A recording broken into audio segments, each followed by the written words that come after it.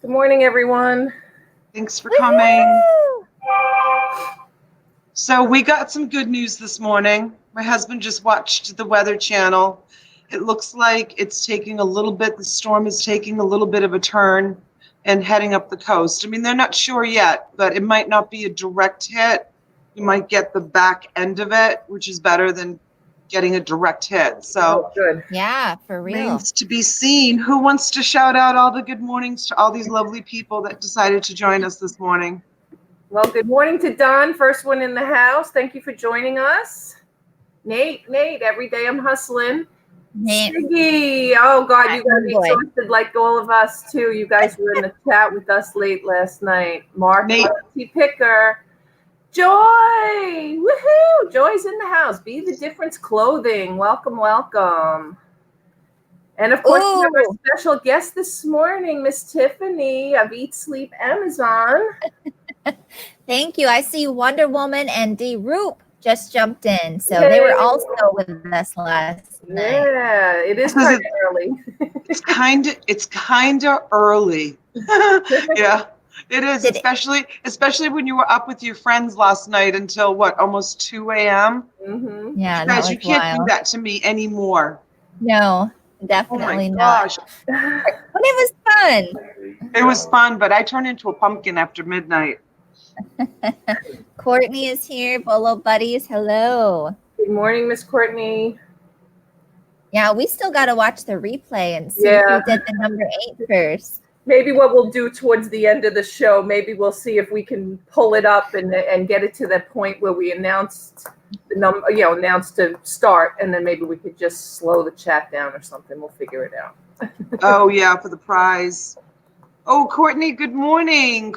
Courtney's in the house. It's kind of early where you are, isn't it? Well, 9 o'clock. I don't know. I'm not sure where exactly. I can't remember. I should know where she is, but I can't remember.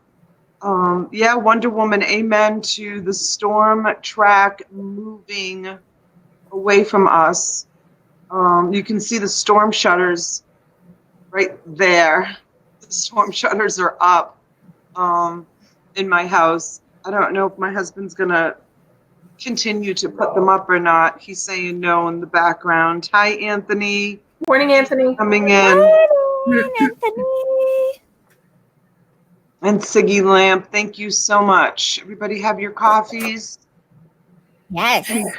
Yeah, and ready for this? I know nothing about Amazon. I'm going to try to pay attention. Okay. Well, this is y'all's show, so I don't know what to expect either. I know, right? And guys, if you guys in the chat have questions, please go ahead and type them in. But really, some of us do a bit of, we dabble in a bit of everything. Some of us are, laser focused into one platform. But I'm a firm believer that you do need to diversify and kind of not have your eggs all in one basket. So it's really important that sometimes you test everything out. Now, Amazon may not be for everybody. I had tried it several years ago, but there's a couple of acronyms that go with Amazon, and one is FBM and FBA. And I'll let, kind of Tiffany explain about all of that and which way she thinks she likes better or is the easiest way to go. And then there's, all kinds of words. You might want to have a piece of paper and a pen, because I did bring my paper and pen to take notes. It might be too early for that, T. They could always rewatch. It. For anybody rewatching it, for sure. Now you were doing FBM, right? Fulfilled by Merchant. Correct. When you started. Okay, that's cool. Yeah, so Fulfilled by Merchant is for anybody watching with Amazon. One of the great things is you can take your inventory and you can send it into Amazon. So they store it in the warehouse for you. And when a customer orders it, when you go to Amazon and you buy things and they say Prime on them, 9 times out of 10, that means it's at an Amazon warehouse. And so when it ships to you, it's not coming from an individual like myself. It's coming from Amazon, from their warehouse. So that's FBA, Fulfilled by Amazon. And then the FBM, like you're talking about, T, that is where you're actually kind of doing more like you would do with eBay. You have your listing, somebody orders it, a customer orders it, and you yourself are shipping it out. So, a lot of people start with Fulfill by Merchant. I know, Shane Rise and Grind Picker, I'm a huge fan of his. He started with FBM. And a lot of people still do FBM with FBA, So, but like I said, the great thing about the FBA is that you can actually send in your merchandise. So you don't have to store a bunch of inventory, you know? So for people like myself that don't have the space, to hold all this inventory, you don't have to. You can send it in and let Amazon take care But of it. there's a whole process that you have to do to be able to ship in the merchandise. Doesn't it have to be like? Does it have to be like a certain amount of items? Does it have to be all the same item? You have to like print out numbers. Like what is the process of being able to ship it to the Amazon warehouse? Yeah. So, first you want to start with getting your Seller Central account, which that's a huge process. Some people have a struggle with that. I know, somebody recently, a friend was trying to sign up for the personal account, which is free, and they weren't letting this person do it. So you want to sign up for the Amazon account. And then what I always recommend is that Amazon has all of their videos. It's called Seller Central University. I recommend watching those. They're all on YouTube. They're put up there by Amazon, so it's legit information. And also they have videos, a channel. There's two channels. There's Fulfilled by Amazon, and then there's Seller Central University. And I would watch all of those because, like, the thing is with Amazon is they're very particular. So if you're sending items to their warehouse, they're very particular about how you do it. A lot of items are going to need what's called an FNSKU, which is basically like a barcode label that you're printing out that's specific for that item for Amazon. But that's, honest. It sounds really complicated, but once you get a system going, it's not quite so difficult. But they are really, like I said, particular. Like, for instance, yesterday I had somebody asking me about sending in a shipment of items to Amazon's warehouse, and they were wanting to use packing peanuts. And I'm like, no, you cannot use packing peanuts. It's very clearly, Amazon states it of what's acceptable for filler in the box and what's not. So, and, if you don't follow their rules, they're gonna catch it, and they're gonna send an email or call you and tell you, hey, you did this, and if you mess up so many times, you're gonna possibly get suspended. Just got the notification that we're live 10 minutes after we're live. I know that happened to us last night too. Yeah, YouTube does that a lot. I don't know. Good morning, Deb. So then so let's go back to actually. Oops, my phone is still. Can you believe my phone's still acting up, T? Wow. I still haven't. Oh, it's 9/11. Everybody say good morning to Denali. Good Good morning. morning. So I just wanted to show everybody, and I wanted to tell them a little bit about my experience opening up an Amazon account. Yeah. So let me see. My phone is acting up. Oh, it won't even let me click on it. Oops, let me just stop it. So I wanted to set up as a seller on Amazon and open up that free seller account. Yeah. And it wouldn't let me. It wouldn't let me open up a free account. See, I have a friend. It's the same thing. Yeah. So I asked someone in one of the groups, I'm not sure. I mean, it's been about a year. I've only sold 2 things on Amazon. And to be honest with you, I don't even know if I've retrieved that money yet. I haven't even looked to see if I retrieved that money yet. So maybe somehow we can do like a screen share and we can see, I don't know. I don't know. I mean, I've only sold 2 things and I don't know. I think I linked my bank account. Yeah. I don't know. But so anyways, back to being able to open up a free account. Yeah. I had an Amazon buying account with my email address, and for some reason, they wouldn't let me open up a selling account with that email address. I created a new email address or used a different one that I had. Then I was able to go in and open up that free selling account. But for some reason, and this was my experience, because I had a buying account with the Amazon, with the email that I wanted to use, they wouldn't let me open up a selling one. And then what I wanted to show you. That's strange. Yeah, it's strange. I don't know. Were you a seller before were you a buyer before you became a seller? Did you have an Amazon account? Do you remember? Yeah. I've had an Amazon account, but like when I did my seller account, I did it under like my business email, so it was a different email. So it was a different one. So if you Yeah. have a problem getting that free account, just from my experience, that's what happened, which was kind of weird. So Okay. That's um good to know. yeah, and then I was able to open up that free account. Okay. Okay. And then there are two apps, which is what I'm trying to pull up. Here we go. So if you can see them, I'm just going to try to the Yeah, glare. I see your Amazon seller app. Yeah, so it's the black app, Yeah, right? yeah. Which is Uh-huh. the seller. Yeah. Yeah, because I had originally uploaded that Amazon app, the one with the little shopping cart, and Yeah. that one you can only shop on. Yeah, So that's the buyer one. so if you're pulling up your apps, looking for your apps to try to do it from your phone, then you need the one with the price tag on it Right. to be able to actually list items. Yeah, it's called Seller Central is what they call it. Seller Central. Maybe you can, I'll I type don't that know in if the you can chat. grab the link to that. But Courtney was asking, are more things ungated if you do FBA? Basically, if you're gated or not doesn't have to do with whether you do FBA or FBM.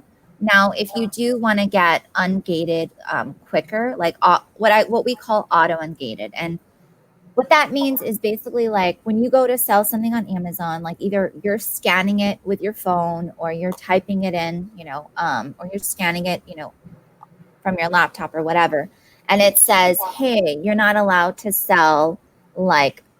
I've used this before. This is a lotion, so this is considered a topical. It goes on the body. So topicals is a gated category.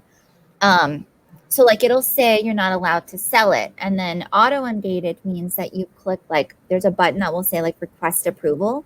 And you click it and then you're auto ungated. It says congratulations, based on your selling history.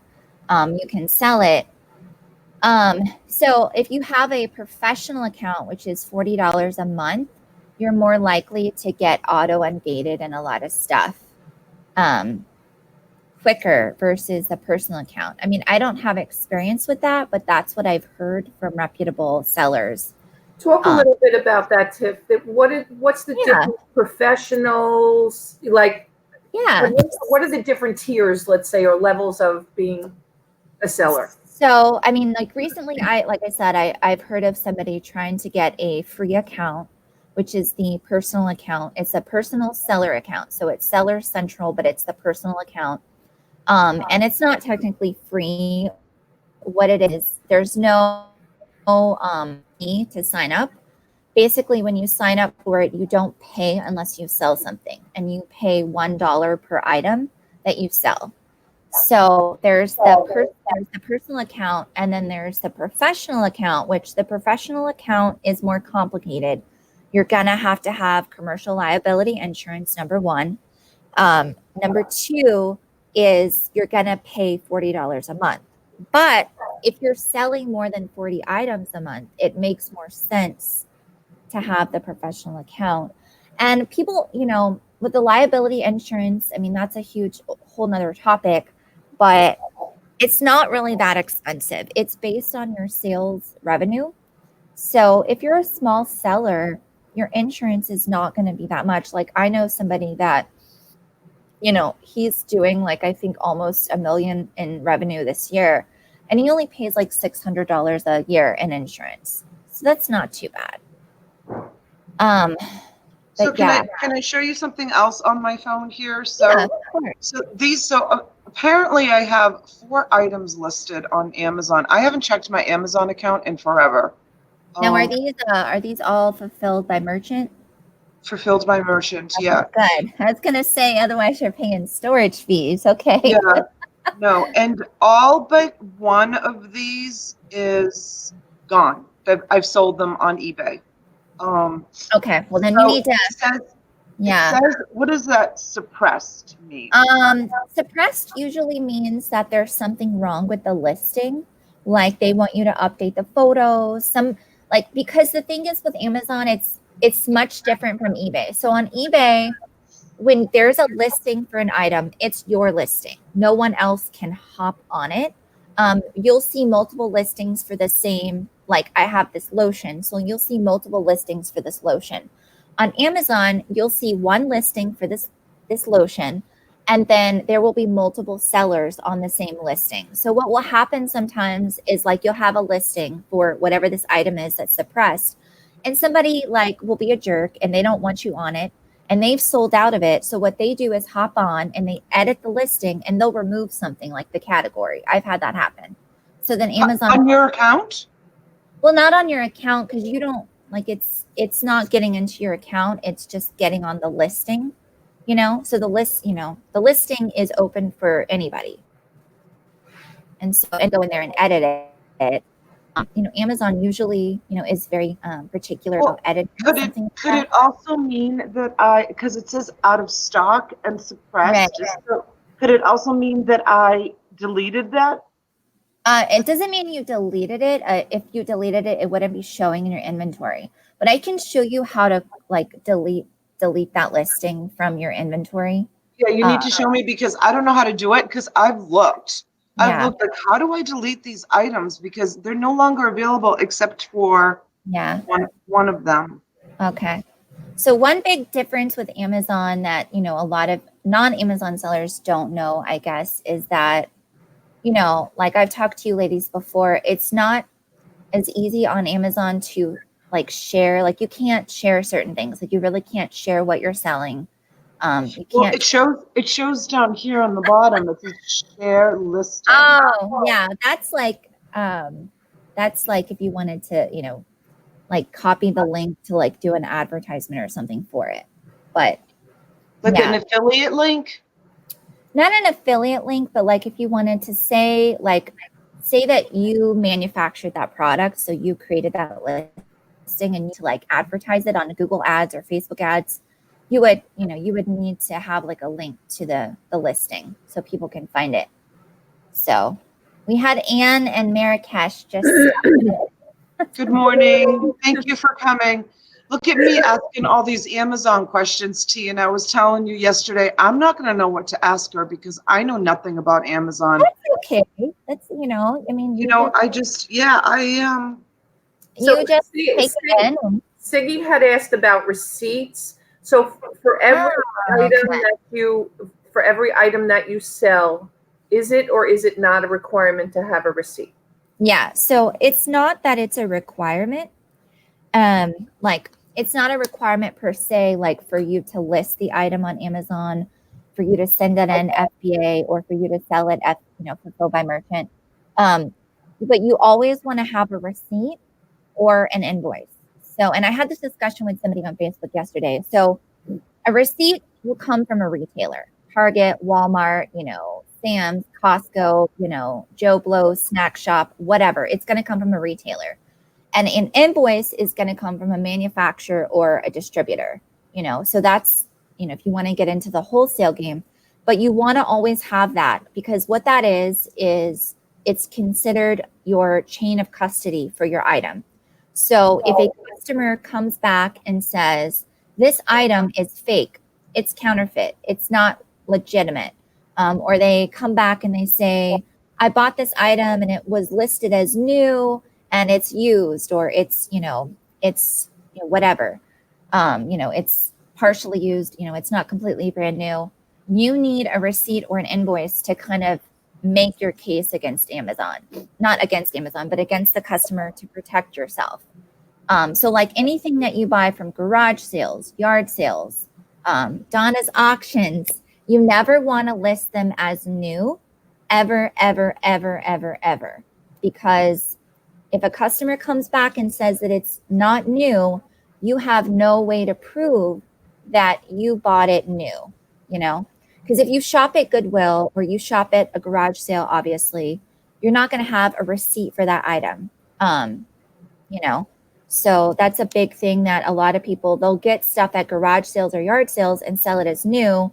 And, you know, you're welcome to do that. You can It's a risk. It's take a that chance, but it's a risk because, you know, I've had on Amazon for, it just hit 6 months, you know, and some of these customers, you know, they know that when they're buying something, they're paying a premium price. Most of them know that. And sometimes they get upset. So they'll get the item and then they'll say, oh, it's not new, it's used. And then you're, you know, SOL if you don't have some way to prove that you bought it new. And thankfully, I had a receipt. Well, it was actually an invoice this was a wholesale item from the manufacturer. So I was able to submit that. But receipts will also work. Receipts will also work for these kinds of claims. Custom receipts. That is a great question, Anthony. Pittsburgh is asking, can you write out custom receipts? So I've never had an experience with that. I would not use custom receipts personally, but I have heard I'm in several Facebook groups. So I have heard like a bigger seller that does very well. He's got like his own warehouse and everything. I've heard him say that he has purchased things like say at, you know, estate sales, and he's had them write him out a custom receipt. Now I've not asked him if he's used it for like a claim, you know, like somebody said it was used or whatever. I've not heard him do that. Again, I feel like that's more risky because at the end of the day, you know, when you submit a receipt or an invoice, Amazon is going to look at where is that receipt or invoice coming from, you know, and if it's handwritten, they may not accept it because that's not like a retailer or a distributor or a manufacturer that they can pick up the phone and call. Yeah, right. that's It also depends too on how big a seller. Like to your point, that big seller, they may not be as risk. You know, one strike against them may not right. blow their store up. But if you're a newer seller, right, it's a lot more detrimental. Could keep you from being ungated in other categories. Right. Well, and that's the thing, like, you know, Ed Rosenberg, who is an attorney, he works with Amazon sellers, helping them get unsuspended. He's got a great Facebook group, which I'll put the link in here, but it's all about like giving sellers notifications in the group, like, hey, this week, such and such brand is coming after sellers, or this week, a lot of people are getting suspended or whatever. And that's the thing, like, if you're a bigger seller, you have good metrics, you have good volume, like 9 times out of 10, Amazon is more likely to be forgiving of you because you're kind of worth more to them, if that makes sense, you know? Okay. Yeah.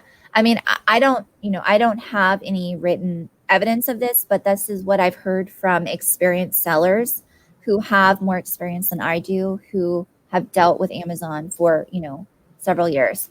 Can you read Wonder Woman's Yeah. comment? I don't mean to cover your face, but I'm just kind of like highlighting, you know, what I think is maybe a good question or. So can you write in the terms and conditions on PayPal terms and conditions, all items are used unless stated? So with Amazon, you're not dealing with PayPal at all. Amazon and PayPal are not related. They're not affiliated and they're not associated in any way. I mean, someone might buy on Amazon. I don't know if they can pay through PayPal, but that has nothing to do with you. Basically, with Amazon, when you're selling something on Amazon, if it is new, it is expected to be new. I mean, there are condition guidelines and it's based on category. And so like going back to what I was saying, I would go back and make sure you're reading the condition guidelines because it's very, like Nate was saying up here. Condition is the biggest thing you have to learn with Amazon. Yeah, condition. I won't say it's the biggest thing. I'll say it's one of the biggest things. One of the biggest things is condition, you know. Like somebody yesterday in a Facebook group that I'm in that's pretty big, that's very active, was asking about books. Can you sell books as new? I would recommend not, because the research that I've done is that with books, these publishers are very particular. And if a customer buys a book from you and you've listed it as new, I mean, customers can be picky and particular, you know, as it is. But when it comes to books, if they get a book and they complain it's not new, sometimes Amazon does not even accept a receipt. Like if you bought it at, Susie Q's bookstore, and it's sealed, sometimes Amazon won't even accept that for books. Books have like I said, for certain categories, there's certain guidelines, condition guidelines. So what I have heard from other experienced sellers, and as what I do as myself, is the best thing that I'll ever list a book as is used like new. Yeah, that's a very good point. That with Amazon, conditions is a huge thing. So yeah. So let me just shout out. Good morning, Deb. Good morning, Jennifer Hayes. Good morning, Tommy. The Bargain Effect in the house. Thank you guys for joining this morning. Yes, thank you. 23 people this morning. Thank Wow, you I guys. figured everybody would be at yard sales. Either that or everybody was still sleeping from 2 a.m. Right? Yeah, Everybody spent their money last night, so that's why they came out this morning. Yeah, that was a very good question, Wonder Woman. And that's the thing and I created a Facebook group. And part of the reason I did it is because I was so active in other Facebook groups. And I was like, I just want everybody in one section where I can help them. And I try to tell people, like, don't ever feel afraid to ask questions. Like, even if you think it's dumb. And I get upset because in other Facebook groups, people will ask questions and they get really snarky, like, comments. Like people will say, well, you shouldn't be selling on Amazon then if you're asking that question. I've seen that a ton of times. Yeah, you shouldn't be selling on Amazon, or which maybe you shouldn't, like maybe it's not the platform for you. But my thing is like, ask whatever questions you have because that's how you're going to learn. Now, I mean, I am the type of person that believes in helping yourself. So Google is very good, but make sure you're getting your information from a reliable source. But like I said, with Amazon, they have the Amazon Seller Central videos and the Amazon FBA videos or Fulfillment by Amazon videos. So those are also really good, a really good resource. And there's a lot of excuse me, drop your link. Drop your link to your group because that's Dawn, thanks for stopping in this morning. Have a great day. Thank you so much. For you. Good morning, Michelle Lathan. Because that will be a great resource for anybody who wants to learn how to do Amazon. Go ahead and join Tiffany's group.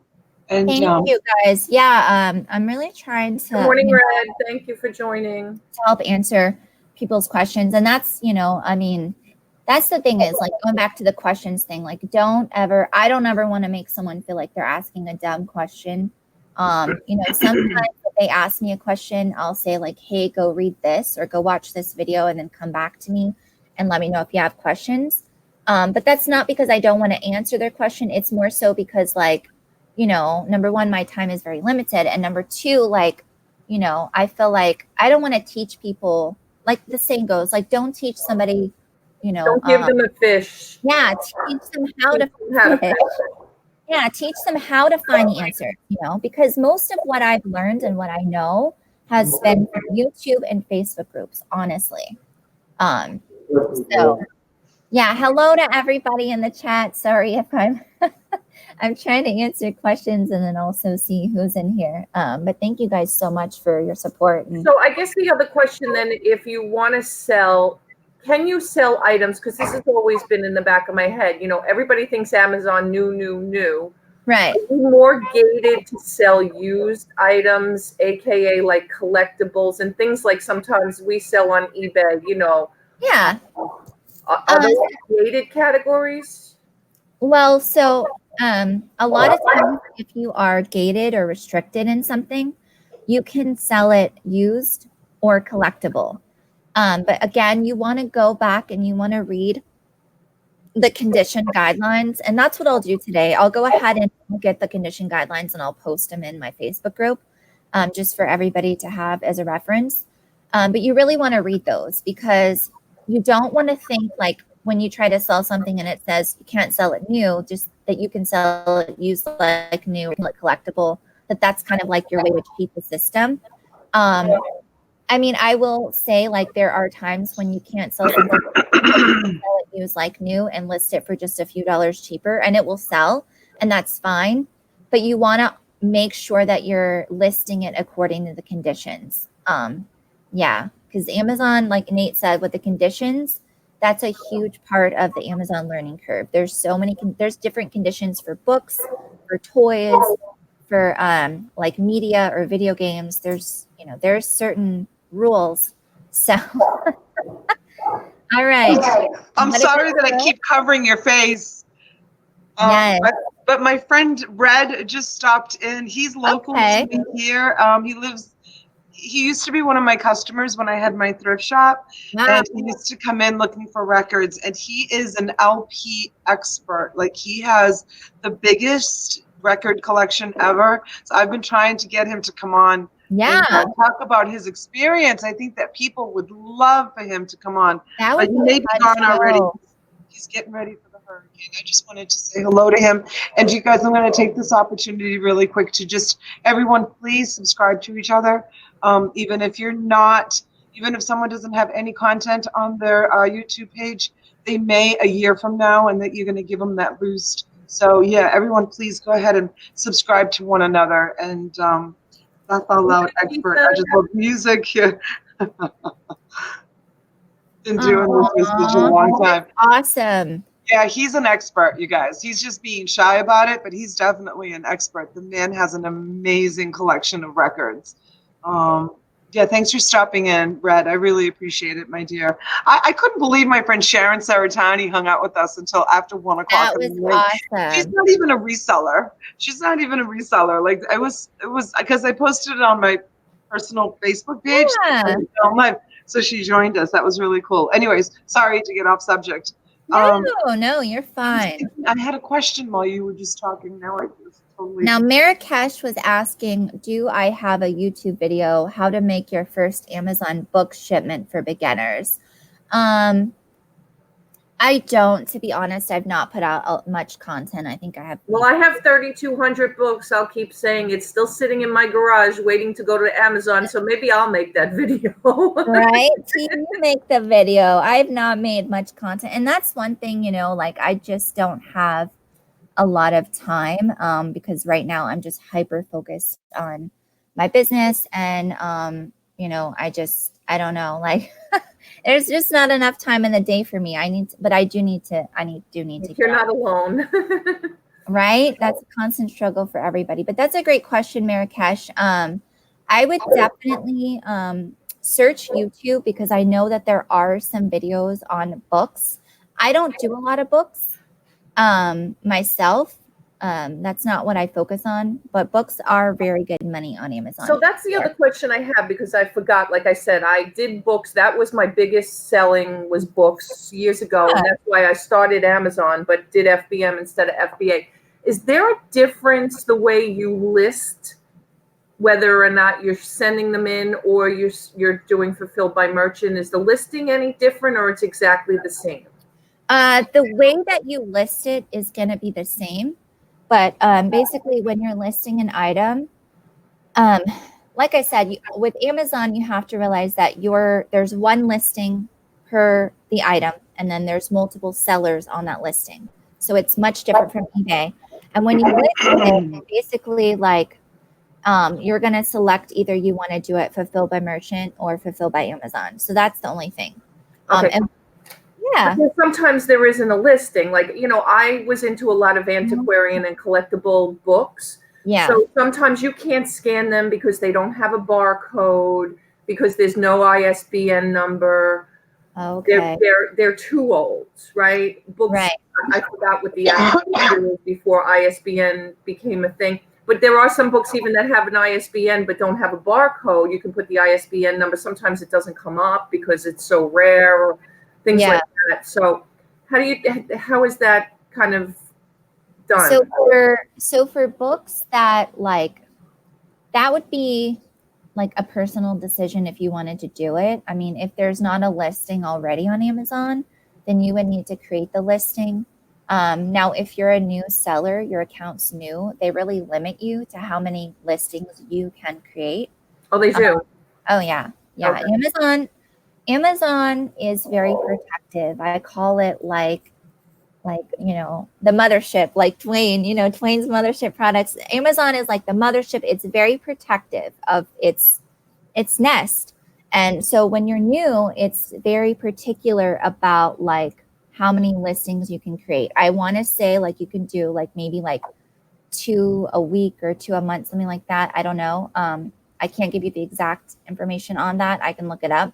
But yeah, they're and the thing Listing, create the listing. But if the Right. listing already exists, you're okay. Right. And the other thing that you want to realize is that you might want to see if there's not a listing for a book on Amazon, you might want to see if it's a better fit for eBay.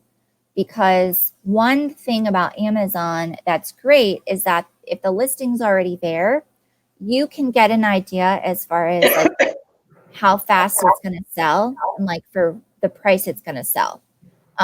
If the listing's not already there, then you can't like really gauge a sense of that, you know. I mean, you can like maybe check other platforms and see. Are books still the big thing? I mean, books are very, very big on Amazon for sure. Like I know somebody personally that does like $100,000 a year profit. It's him and his wife, and all they sell is books. Thank you, Deb. Thank you so much. So books, yeah, books are definitely still a very big thing. The thing with books that you have to realize is that you're constantly scanning. So like there are these people that have these very expensive Bluetooth stores, you know, and they go into thrift stores, you know, used bookstores, wherever they can get books, and they're scanning. And, you know, there is an app called Scout IQ that will like give you one sound if it's like a good buy, and then another sound if it's a bad buy. So that's like a way to gauge about books. Somebody that is a YouTuber that does a lot of books is Steve Alcorn Flips. I'm going to put his link in the channel. Maggie Noodle says, good morning, Maggie. She says she sells only books on Amazon and does pretty well. Now, Maggie, do you do that FBM or FBA? I'd be curious. Yeah, I would like to know more about selling the books. And I have a question. Yeah. So with the 4 listings that I got up on Amazon, because that's all I did. Yeah. I used the pictures that were on Amazon. I guess that other sellers had exactly the same product. Right. So Yeah. is that the right thing to do, or is that not the right thing to do? Or should you take your own picture, or is it okay to use like a stock photo? Like, because they look like stock photos. Like the Right. Well, pictures that I yeah, have. they are going to be like, it's not going to be stock photos per se. Basically, so, okay, I do both mostly FBA. I do scanner and yep. Okay, yes. Did she say Scout IQ? No, Scoutly. Scoutly. I haven't heard of that one. Is Scoutly different from Scout IQ? Because I haven't heard of Scoutly. That's a yeah, that's a new one to me. So with Amazon, like I said, there's one listing per item, like one listing per SKU, you would call it. So like if you have the book Gone with the Wind, there's only going to be one listing for Gone with the Wind. Technically, there should be, according to Amazon's terms of service. They don't like multiple listings for the same item. So Donna, to answer your question, like unless you're creating that listing, which would be a new listing that you're putting a new product on Amazon, you're not going to add photos to it. Yeah. I guess that's my question as well then, because what about a book where the condition matters to people and they want to see the actual like photo of the book? How do you do that? So you can basically, what you can do is when you are creating your personal listing to jump on the original listing, if it's used or any kind of used condition, which is what it should be, then you can add your own personal photo, so that when someone is looking at your listing and it says like, you know, this is Teresa's Books, that's the name of your, you know, Amazon store, then they can see, okay, hey, she's got this Gone with the Wind book and this is what it looks like. Where did Donna girl go? But yeah, so yeah, you can, and that's actually a really good idea. And I would recommend that. Like especially if you have a book that's kind of more beaten up and it's not like in great condition, I would recommend adding some photos to that, because but the photos are not going to be on the main listing page. The buyer's not going to see the photos until they actually go and they look at all the offers, everybody that's selling that book, and then they see, okay, here's one that's listed as acceptable condition. You know, it's $9.99. This is a competitive offer. Let me click on it, and then they'll see some photos that you uploaded. So then they get a better idea of like what they're buying. Yeah, for sure. For sure. That's a great I question. wonder if Donna knows, like, she's out of the room. I'm going to text her. Donna, what happened, girl? All right. Do you have the option to add photos? Okay. Yeah. So Michelle, that's what we were just talking about. You know, now that is with books. I don't believe that's with other products. Hold on one second. Oh, okay. You messaged her. I was like, what is that? Yeah. So that is that option to add some photos to your listing per se is with books. But as far as I know, I've not seen that option with other items. For book scouting, Megadoodle says, for book scouting, it's important to me to have an app that allows you to download the database to your phone. Okay, that's very good, Megadoodle. Yeah, and I know Scout IQ does let you download the database, but I know it's like, I think it's like $100 per month. It's something pretty expensive. She had to jump off quick because the coffee was kicking in. Oh my goodness. That's funny. That's funny. Yeah, Megadoodle says she's heard great things about Scout IQ. Yeah, like I said, I don't do a lot of books on Amazon. I do very, very minimal. So I am not the person to really ask questions about a lot of book related questions. I focus more on, you know, a lot of other categories. You can upload photos on vinyl LP. Oh. That's very cool. And Yeah. Michelle says you can do the same for electronics. Okay. That's awesome. See, this is why I like talking to other people that do Amazon, because I mean, I'm constantly wanting to learn, you know, and there's so many, you know, avenues of Amazon that you're never going to know it all. That's very good to know. Thank you guys. Yes, Joy, you can go ahead. I'll approve it. She wants to put her Instagram in the chat. No problem. Cool, cool, cool.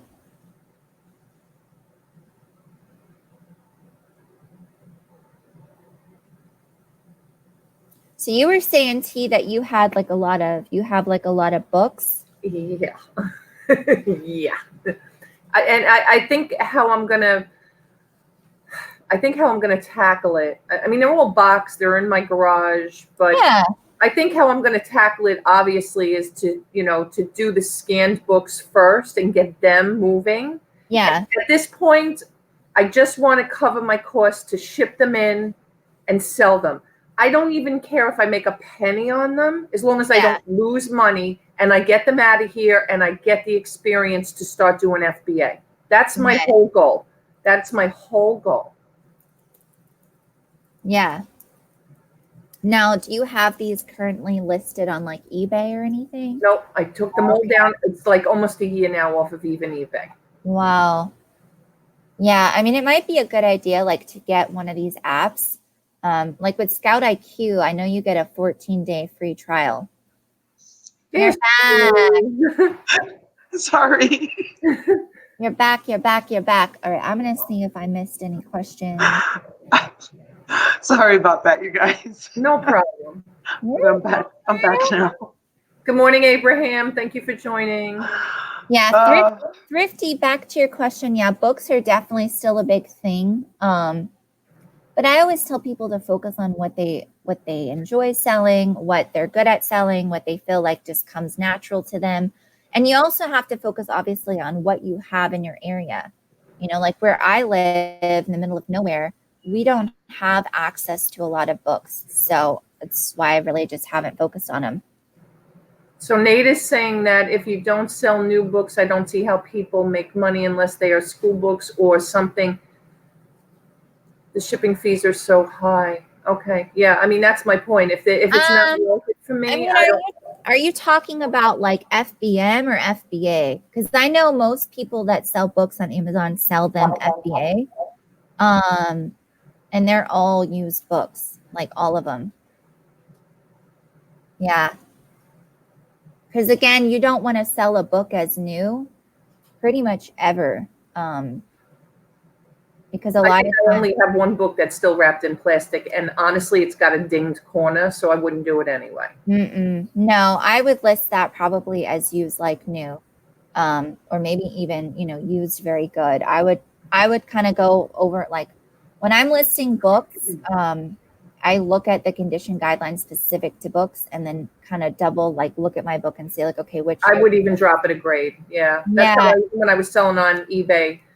If I thought it was very good, I'd still list it as good.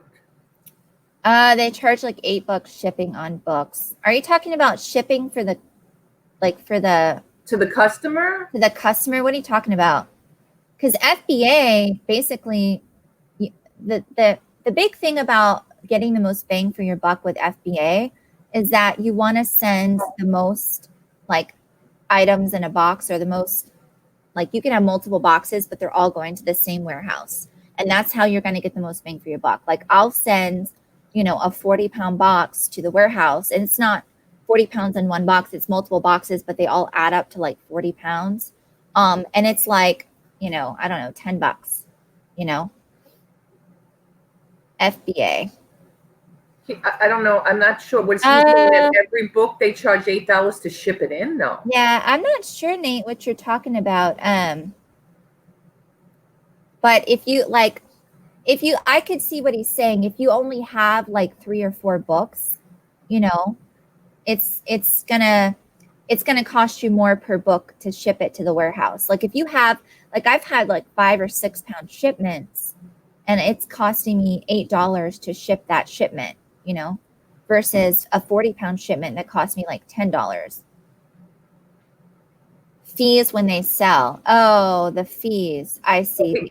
He's saying they charge the customer, or they charge the seller $8 per book to ship? Well, the FBA fees are going to be based on a percentage of the sale price, and then it's also going to be on the weight and the dimensions of the book. Right, so there's no such thing as media mail. Well, yeah. So Amazon's not shipping the books to customers media mail. No. No. I mean, that's a very good question, Nate. But like I said, I don't sell a lot of books, but I do know people that do sell but with books, it's all about volume. I mean, you've got to have some serious volume, because books are a slower turnover rate. Right. Well, that's what concerns me too, and is the storage fees. Yeah. Well, that's why I would get one of these apps and figure out how good of a seller your books are that you have.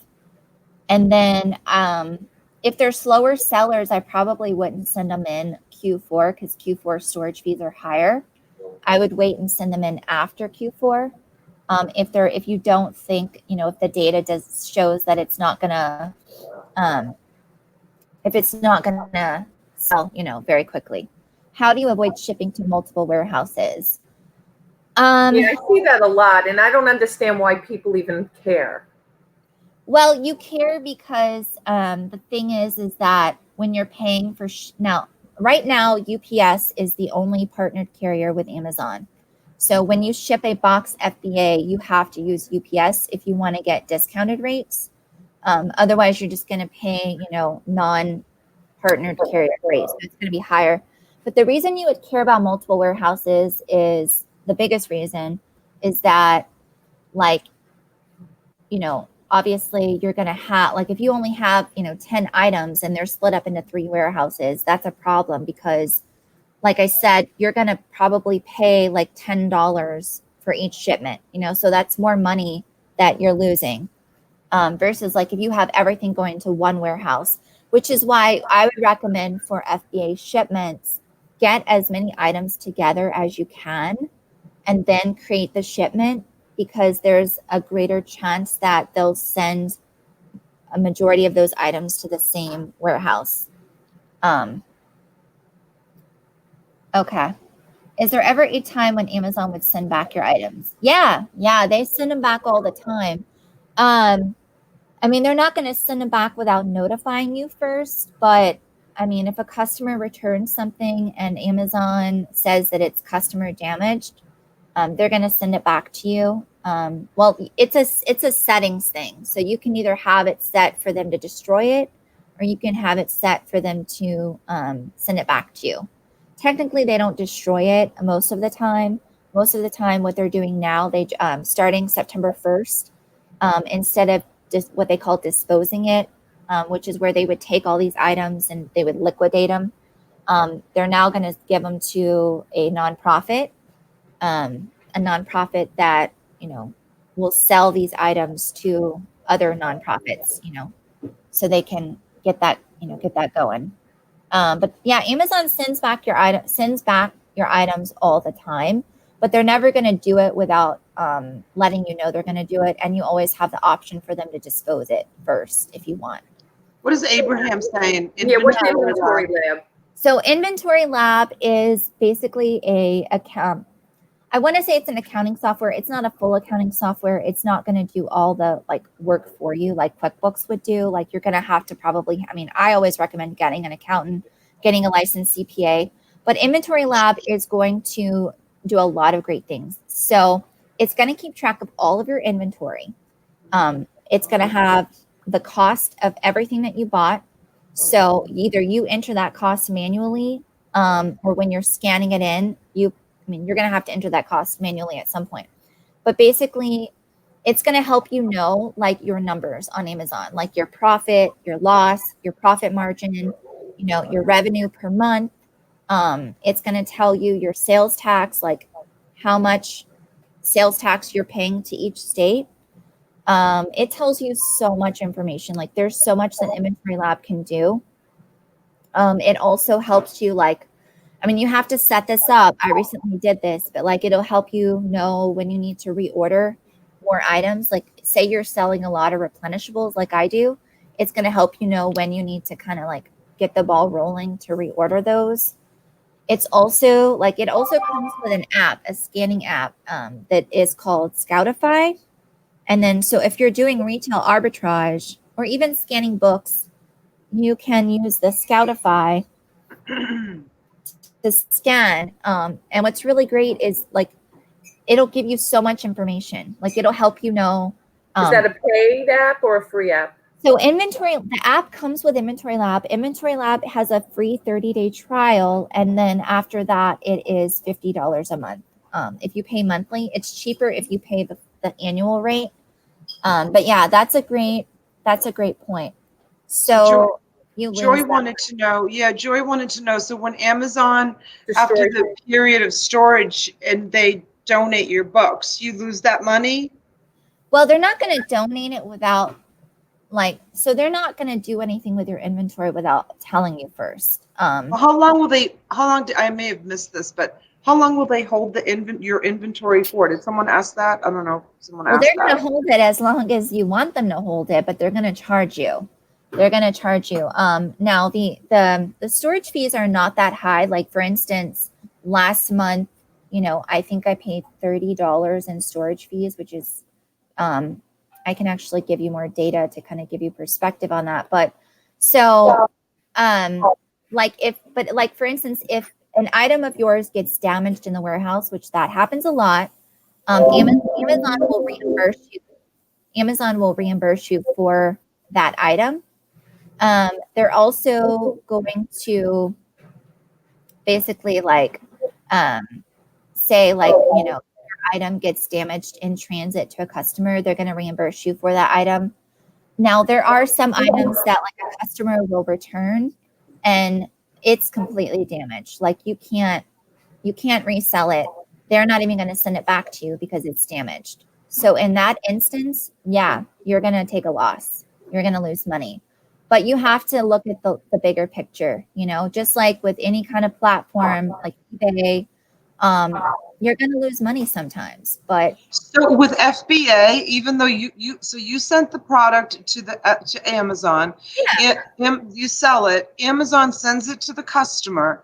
The customer receives it damaged. The customer returns the product back to me, not back to the warehouse. Like, you don't know what happens to that product between. Like, how did Amazon send it to that customer? Maybe Amazon sent it damaged to that customer. Right. So that's always open to their discretion. So Amazon, when a customer purchases an item that is at the FBA warehouse, they are getting it usually from UPS. Like, UPS is the carrier. So if a customer gets an item and it's damaged, that's up to the discretion. Like, Amazon will, if they deem it that it was damaged in transit, then you're gonna get, you're still gonna get the sale. They're not gonna like refund. They're not gonna take the funds from you. They're gonna reimburse you. You're gonna get a reimbursement. But if the customer or if Amazon deems that the item was damaged before they sent it, number one, they're never going to send it to the customer. It's going to be considered warehouse damage, which if it's warehouse damage, then they are still going to reimburse you for it. There are some times where you'll send an item to Amazon and they'll deem it what they call distributor damaged. Distributor damaged means that when you sent them the item, it got damaged between the time you sent it and the time it arrived to Amazon's warehouse. So when they opened that box, the item was damaged. So then in that case, you're taking a loss, but again, you've got to look at the big picture. This is not, Amazon, for the most part, I would say, don't look at it as a hobby. Don't look at it as a side hustle. That may be what it is to you, but ultimately it's a business, and you're going to have losses. I've had a customer, the same one that reached out and said the item was used and not new. I had the invoice from the manufacturer. I just refunded the customer because at the end of the day, I wanted a happy customer. Happy customers are worth gold. And you want to, this is your business. You want to represent your business as 100% focused on the customer. And sometimes you've got losses, Yeah, no, absolutely. Hello, Pat the reseller and Craig Landshark Picker. And I see Lynn B. Hello. Good morning, Perlini Lynn, aka Lynn, and Francesca. Good morning. Craig's joking. He says, "Why don't we just do a 24-hour stream? It's much easier." We've got a nice showing this morning. Thank you, you guys. I really appreciate you coming in and having coffee with us. And boy, Tiffany, you are a wealth of knowledge. I didn't think I'd have any questions, but I feel like I keep interrupting you because I do have a bunch of questions. No. Well, and I love talking about Amazon. I just love it. And, like I said, just even if you think you don't have questions, like absorb. And then maybe once you absorb, you'll be like, oh yeah, I thought of this, and never be afraid to ask questions. I want to read something up here. Michelle Lathan said that, so you can do this. I don't recommend it because I look at it as you're losing some significant profit. Michelle said that you could pay inventory placement to send your inventory to one warehouse, but it's 30 cents per item. Okay, 30 cents per item for me is a lot of money. Like, you already, if you want Amazon to label your items, it's 20 cents an item. I don't even like doing that. At the end of the day, you have to look at what's most cost effective for your business. Because even if you send all of your items to one warehouse, like you pay the additional 30 cents, that doesn't mean that when it gets to that warehouse, Amazon's going to keep it at that warehouse. What they're usually going to do is they're going to ship it to the warehouse they want it to go to. Now, Nate was saying the sale goes so fast, returns and other things that happen on eBay isn't as bad because of the money you're making. It's so much better if you put the effort in. Okay. Yeah, Nate and I talk about this a lot because he's an Amazon seller as well. He's a pretty big Amazon seller. With Amazon, things sell so quickly, if you're not doing like a huge majority of books, like for the most part, things sell so quickly that it's just crazy. It's just, I mean, there are things that you can send to a warehouse and the moment it gets there, like it sells. What did Pat the reseller? I have so few returns. Well, What it's about Pat. you? How about you, Tiffany? Do you have very few returns as well? My return rate, I just checked it the other night because I'm in a Facebook group that actually they were posting like, hey, everybody check your return rates. Let's compare them. Let's see stats. Mine was at almost 4%, which is not that bad compared to what these more experienced sellers were posting and what they were saying were good metrics. Now, what they were saying is that if you sell clothes and shoes, you are going to have higher return rates. Yeah, well, it's the same on eBay. Yeah. So, you just have to decide if that's the kind of business you want.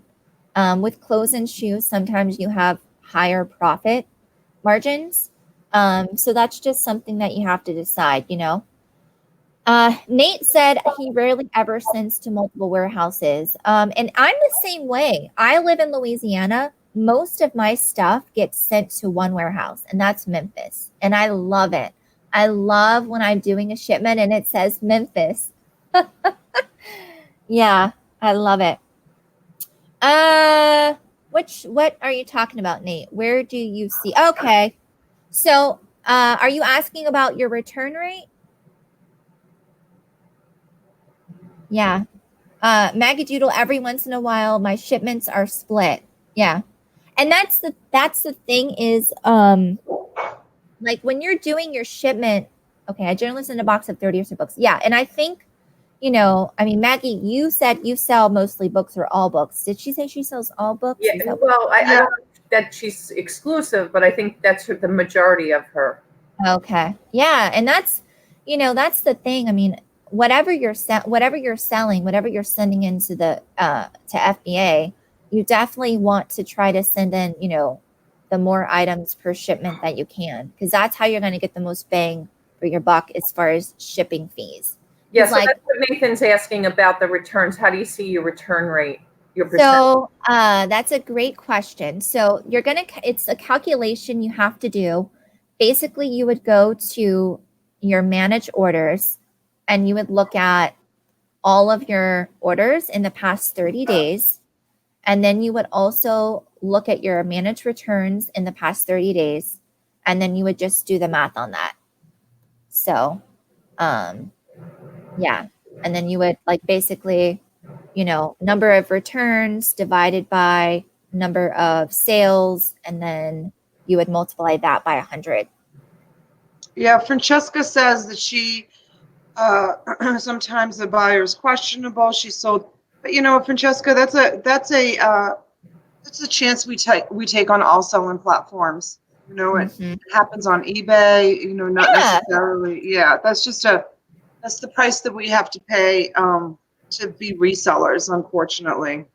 I mean, I have a friend / mentor, and I know that this person sells a lot of video games. And he's very active on social media, and so he'll post about it. He'll have customers that will buy a video game, use it. Okay, they buy it brand new. It's sealed in the plastic. They buy it from Amazon FBA. They return it. Okay, so then Amazon says, okay, it's damaged. We've got to send it back to you. When he gets it back, it's like a completely video game, or it's all scratched up. So, and on a lot of that stuff, you've just got to take a loss. I mean, you could technically take photos of the item and submit it to Amazon and see if they'll partially reimburse you. But again, at the end of the day, you have to look at, okay, time versus money, and time and money are very limited. Do you want to take the time to do that versus focusing on selling other stuff? I've never put a claim in through the post office for broken items. I've never done a claim. I've been selling for 2.5 years. And to me, I think if it was $100 or more, I probably would do it. I've never done a claim, but to me, that time is more valuable listing or sourcing, or it's the cost of doing business, right? Getting on storage units.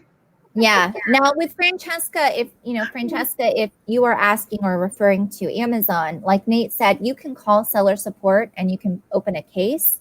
They're going to ask you to submit documentation like your receipt.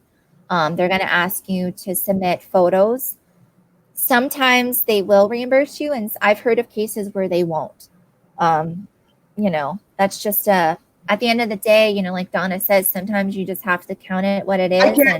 I get too worked up. Like I get too worked up with like I said, I've never had to file a claim, but I get too worked up with the monotonous questions, the forms, and then if you lose and they don't refund your money, then I'm like, man, you know what? I just spent all that time. I could have been listing $100 t-shirt, concert t-shirt or whatever, and made up that money in half the time.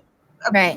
What are a tenth of the time? You have to pick your battles, so to speak. Yep. Absolutely. Pick and choose your battles. I just don't.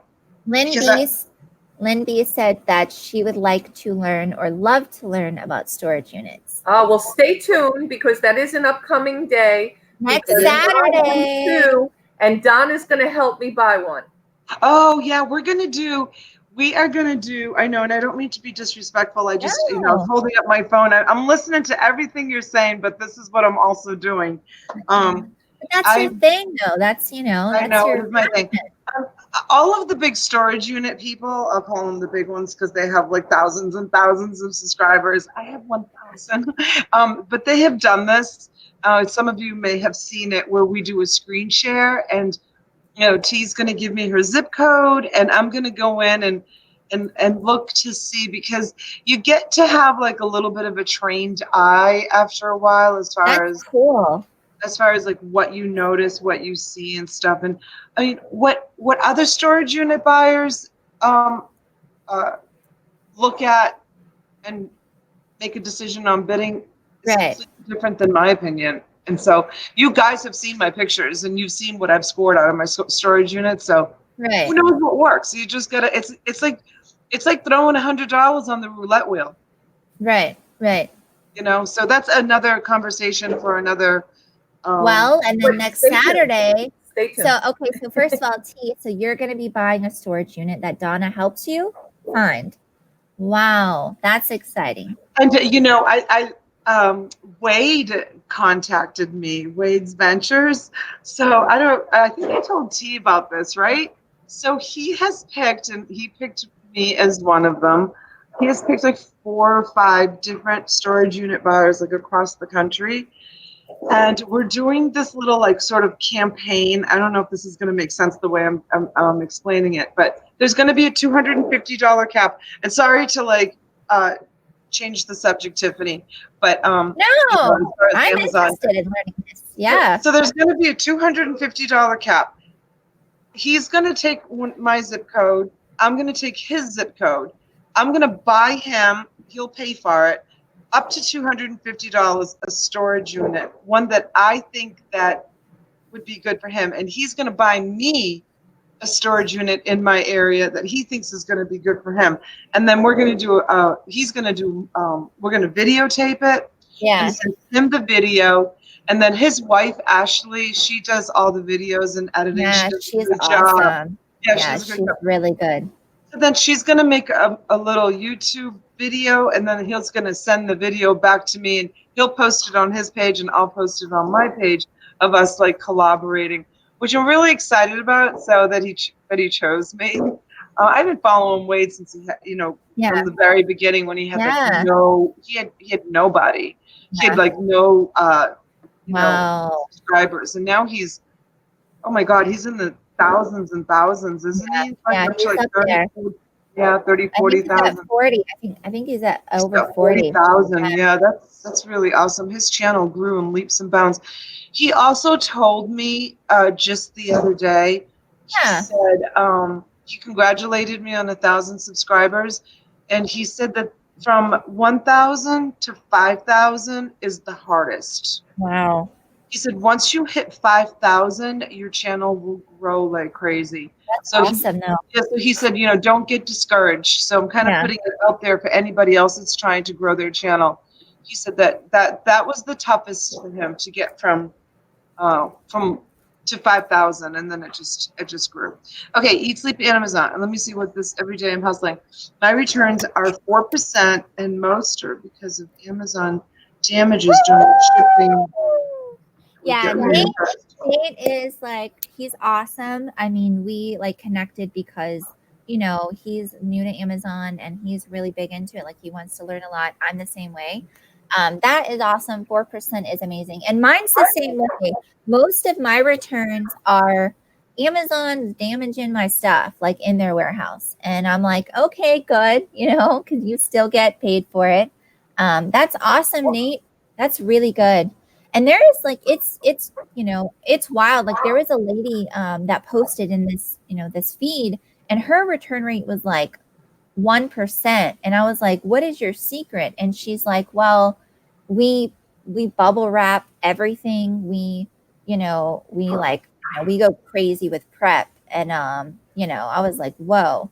So that's another thing, you know, like, because they get rough in the warehouse. Like, So does the warehouse unwrap them? no, I mean, if it's bubble wrapped or whatever, no. They're not going to unwrap it. No. So, but Can you imagine their inventory yeah, system? All you of can, these FBAs coming in from all over. Is it all over the world or is it the country? Do you it is know? all over the world. I mean, people It's a from, worldwide thing. yeah, Amazon people, ships worldwide. yeah, private label is really big on Amazon, and most of that stuff, or I won't say most of it, but a large percentage is coming from China. Yeah. Yeah, we So didn't even get into private label. That's a private whole. label, that's a whole nother ball game. That's, Yeah, yeah. China ruined eBay. China. Adam! Yeah, good Adam. morning, Adam. Yay. So everybody in the chat, can you tell that we love Adam? Adam, Three of us are like, woo, Adam. I Adam hope and you're feeling well, NASCAR. Adam. Yeah, Adam and NASCAR man were one of my first, well, I think my first interview on YouTube. And so, I mean, I just think I think, you know, Adam, thank you for joining. It means a lot because that was like my first interview on YouTube. And it was crazy. Like the Wi-Fi was out here. We had like a storm or something. He interviewed me. I was in my car at the back of a Walmart parking lot. But they did great interviewing me. So thank you Also, so the much. crazy card, I believe his name is Mike. Mike, yes, Mike. Welcome, Mike. Thank you for joining. But yeah, that's, you know, they get rough in the warehouse for sure. Like that's why, you know, I really recommend, you know, and Amazon will tell you how to prep items, you know, like if it's a liquid, it's got to be polybagged. But a lot of times I even recommend bubble wrap because depending on how much profit you're going to get from the item, you have to look at it as like, you know, you got to protect your stuff. So, aw, yeah, I miss seeing Adam too. I miss seeing you. It's true. I reached out to Adam just this past week and I told him, I said, I haven't seen you. And, you know, Adam was so good about always being, you know, in the chats and stuff. And he said he was kind of like not feeling so well. So I'm glad that you're feeling better this morning. And, yeah, and that you're back on. It means a lot to all of us that you're here in the chat. Thank you, Adam. He said I did my first interview by the dumpster at Walmart. It's true. I was at the back of a Walmart because I needed to get Wi-Fi, and so I was feeding off of the Walmart Wi-Fi.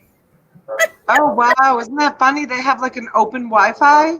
Well, if you go at this one Walmart, I mean, I had to drive like an hour because the nearest Walmart isn't like an hour away. And then if you go to the very back of the Walmart, I could pick up on the Wi-Fi signals. Oh my gosh, how did you discover that? That's so funny. Girl, just trial and error. I was like, Wow. and I tried McDonald's at first and it wouldn't pick it up from outside the restaurant. And I was like, I don't want to do an interview inside because it's probably noisy. So it worked out. Thank God. Starbucks comes in handy for that too. Yeah, see, we don't even have Starbucks here. Like, it's inside a grocery store, the only Starbucks we have. Wow. Yeah. But yeah, these are some great questions, guys. Thank you so much. Let's see, bubble wrap. Bubble wrap doesn't help when they ram a forklift through your electronics. Oh, Michelle. Oh my gosh. Michelle, Oh my gosh. did you get reimbursed for that? I hope so. Please let me know. Wow, that's crazy. Does anybody else have any more questions? Put them in the chat. If you asked a question and I missed it, highlighting it, ask it again because we definitely will answer, or we, Tiffany will answer the question. Well, it can be non-Amazon questions. I mean, we're just hanging out. Don't say that too loud. My wife loves, Nate's wife is obsessed with Starbucks. It's not just his wife, though, Nate. You're obsessed with Starbucks. Every time I talk to him, what are you doing? I'm at the Starbucks getting a Frappuccino. I don't like Starbucks. I don't like Starbucks. I think they're it's too roasted for me. I like my coffee more smooth tasting. I'm not a big Starbucks fan. I'm like, I know what I'm getting you for Christmas, a Starbucks gift card. Right, exactly. Make him happy. Well, Starbucks, I love Starbucks, but the nearest one is like an hour away and it's in a grocery store. So Adam, look at how loved you are, my friend. Look at everybody wants to know how are you doing? Where have you been? Everybody loves you, Adam. Yeah, Adam is awesome. Adam, you missed a good one last night. I think we were on auction till what time? Well, we got off of live at like 1-ish. Yeah, and it was like another hour. 1:30, but then the three of us, I literally had to like just press the X and shut everybody down because we said goodnight and goodbye like 6 times. And then we continued to talk for like another half an hour after that. I never stay up past like midnight is my absolute very latest. I'm in bed by 9, you guys. So I stay up until 2 a.m. My son came home, my 19-year-old son came home and he's like, Mama, he's still doing up. I'm like, I don't know. I'm like, I don't know. I don't know what I'm doing. Let's see. Any questions come in? Adam says he used the Starbucks gift card from Carol at the Mirage in Las Vegas. Oh, that came in handy. Absolutely. But you know what? If I had a gift card, I'd use it. But Adam, yes or no, like their coffee or not? I think I'd rather go to Dunkin' Donuts or to 7-Eleven. So I don't know. So I don't know if you guys know this, but McDonald's bought the Dunkin' Donuts beans like 2.5 years ago. Really? Wow. Longer. My husband's saying longer. They lost their account with the bean people that they buy, and McDonald's bought it. So McDonald's is actually Dunkin' Donuts coffee. Like, yeah, original like Dunkin' Donuts coffee. Like Dunkin' Donuts coffee now is completely different tasting. So I get my coffee at McDonald's if I'm out. Very rarely. I've been drinking 8 o'clock coffee for years. Yeah. You know that coffee brand? 8 o'clock coffee. It's been around for years and years and years. That's what I drink. I drink 8 o'clock coffee, and very rarely do I buy coffee out. Even if I'm going out and I feel like, oh, I really could use a cup of coffee, I make it at home and I take it with me. I never buy coffee out. I don't like the way it tastes. I was trying to watch $5. I used to drink at Barnes & Noble with a discount. Yeah, I hear you. McDonald's coffee is pretty good for $1 here, any size for $1. Yeah. Yeah, it's delicious. It's delicious. Good morning, Eric Bishop. Thank you for coming in. Yeah, I'm from Texas and living in Louisiana, so we have community coffee down here. That's a bolo, Pearl Nini Lynn. She's saying she doesn't drink Starbucks, but she loves the ceramic coffee tumblers. Yes. You see those at garage sales, guys. Pick those up. I flipped those for a good profit.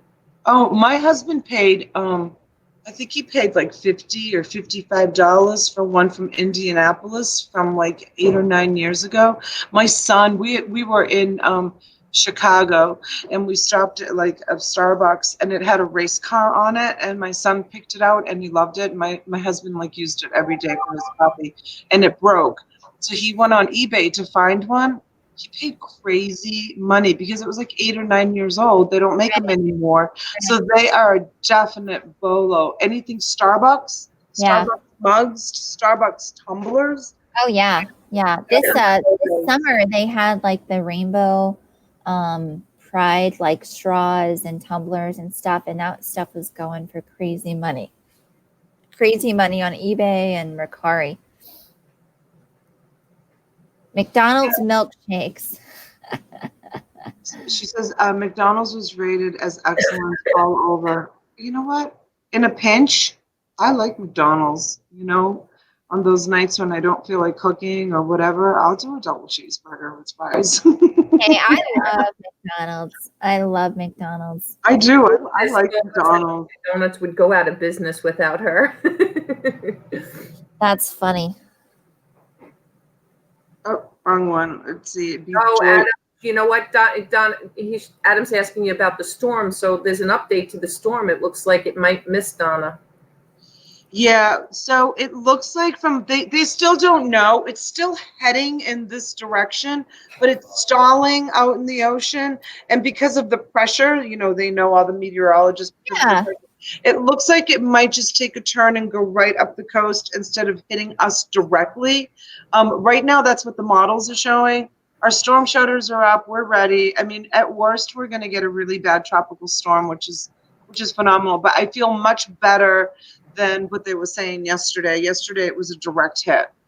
So today it might be, but you don't know with these storms. Look, at a couple of years ago, the storm was coming to the East Coast, and everybody evacuated to go to the West Coast, and then the storm went right over to the West Coast and completely missed us. It went up around the Keys and then went up the coast to the west coast of Florida, and we got sprinkles of rain, and we were preparing for a direct hit again. So Wow. yeah, you just never know. So I feel much better than I did yesterday. Today I'm kind of mad that I canceled my interview with Jeremy and George, but that's okay. I want to be able to give people time. It's Saturday, that's all. Yeah, I want to give, and I have plenty of work to do from that very successful auction marathon that we had last night. Tee, thank you so much. She stayed on 3.5 hours auctioning stuff off last night, you guys. That was awesome. Very successful for me. Yeah, Joy asked if you sold out of everything. Yes. I didn't. I actually didn't. I hustled, man, to make up those boxes. I still have 1, 2, 3, 4, 5. Yep. Everything we showed, we sold. Huh? Everything that we showed. Right? Except for the perfume. Oh, that's right, which was weird. Yeah. We're going to do that again tomorrow. Don't forget, guys, 3 p.m. tomorrow, we have another auction. Yeah, I'm going to get my... When we get off here, I'm going to get my invoices out. I'm going to try to get all my shipping done today and my shipping out today. So anybody who bought anything from me last night, make sure you send me an email so I can invoice you. I'd love to get this stuff out in case we do get the storm. Yeah, I'd love to get everything out. Right now they're looking at maybe Tuesday for the storm. So if we do an auction tomorrow at 3 p.m., I'll have all day Monday to get my stuff out too. And I've got a lot of It's a holiday. I'll be right back, ladies. Okay. So James, Monday's a holiday. Oh, so I can't get the stuff out. Okay. So James ended up, who was winning the ties? We think we have to go over it, but we're almost positive it was Courtney from Bolo Buddies is the one that got the ties. So Courtney from Bolo Buddies. I have trouble doing 2-hour auctions. I find myself sleepy during Dwayne's. I find myself getting sleepy during Dwayne's. Dwayne doesn't usually do 2-hour auctions, does he? He usually does like 1-hour auctions. I think it depends. It depends on who his guest is and stuff. Oh, well, he did a 2-hour auction with me just recently when somebody couldn't do an auction. That was me when my husband was in the hospital. Oh, yeah, when you were in the hospital. Yeah, that's right. And, still no luck at Target. Please message me with some ideas. Is this in relation to, oops. Thank you, Perlini, for loving my auctions. Oops, Monday's Labor Day. You know what it is? I click on it, and then the chat moves, so the wrong one. Okay, Eric, is this in response? Is this related to Amazon? Yeah, well, it's related to sourcing. He was saying his wife likes shopping at Target. I said Target's good for sourcing and shopping, so he said send him some ideas. He's always joking with me, trying to tell me to give him bolos, and it's funny. I love joke. I love talking about Amazon, but also just, joking with other resellers. I had Good somebody. morning, Mr. Turtle Trader. Good Good morning, Mr. Turtle Trader. You slept in a little bit late this morning. We've been waiting for you.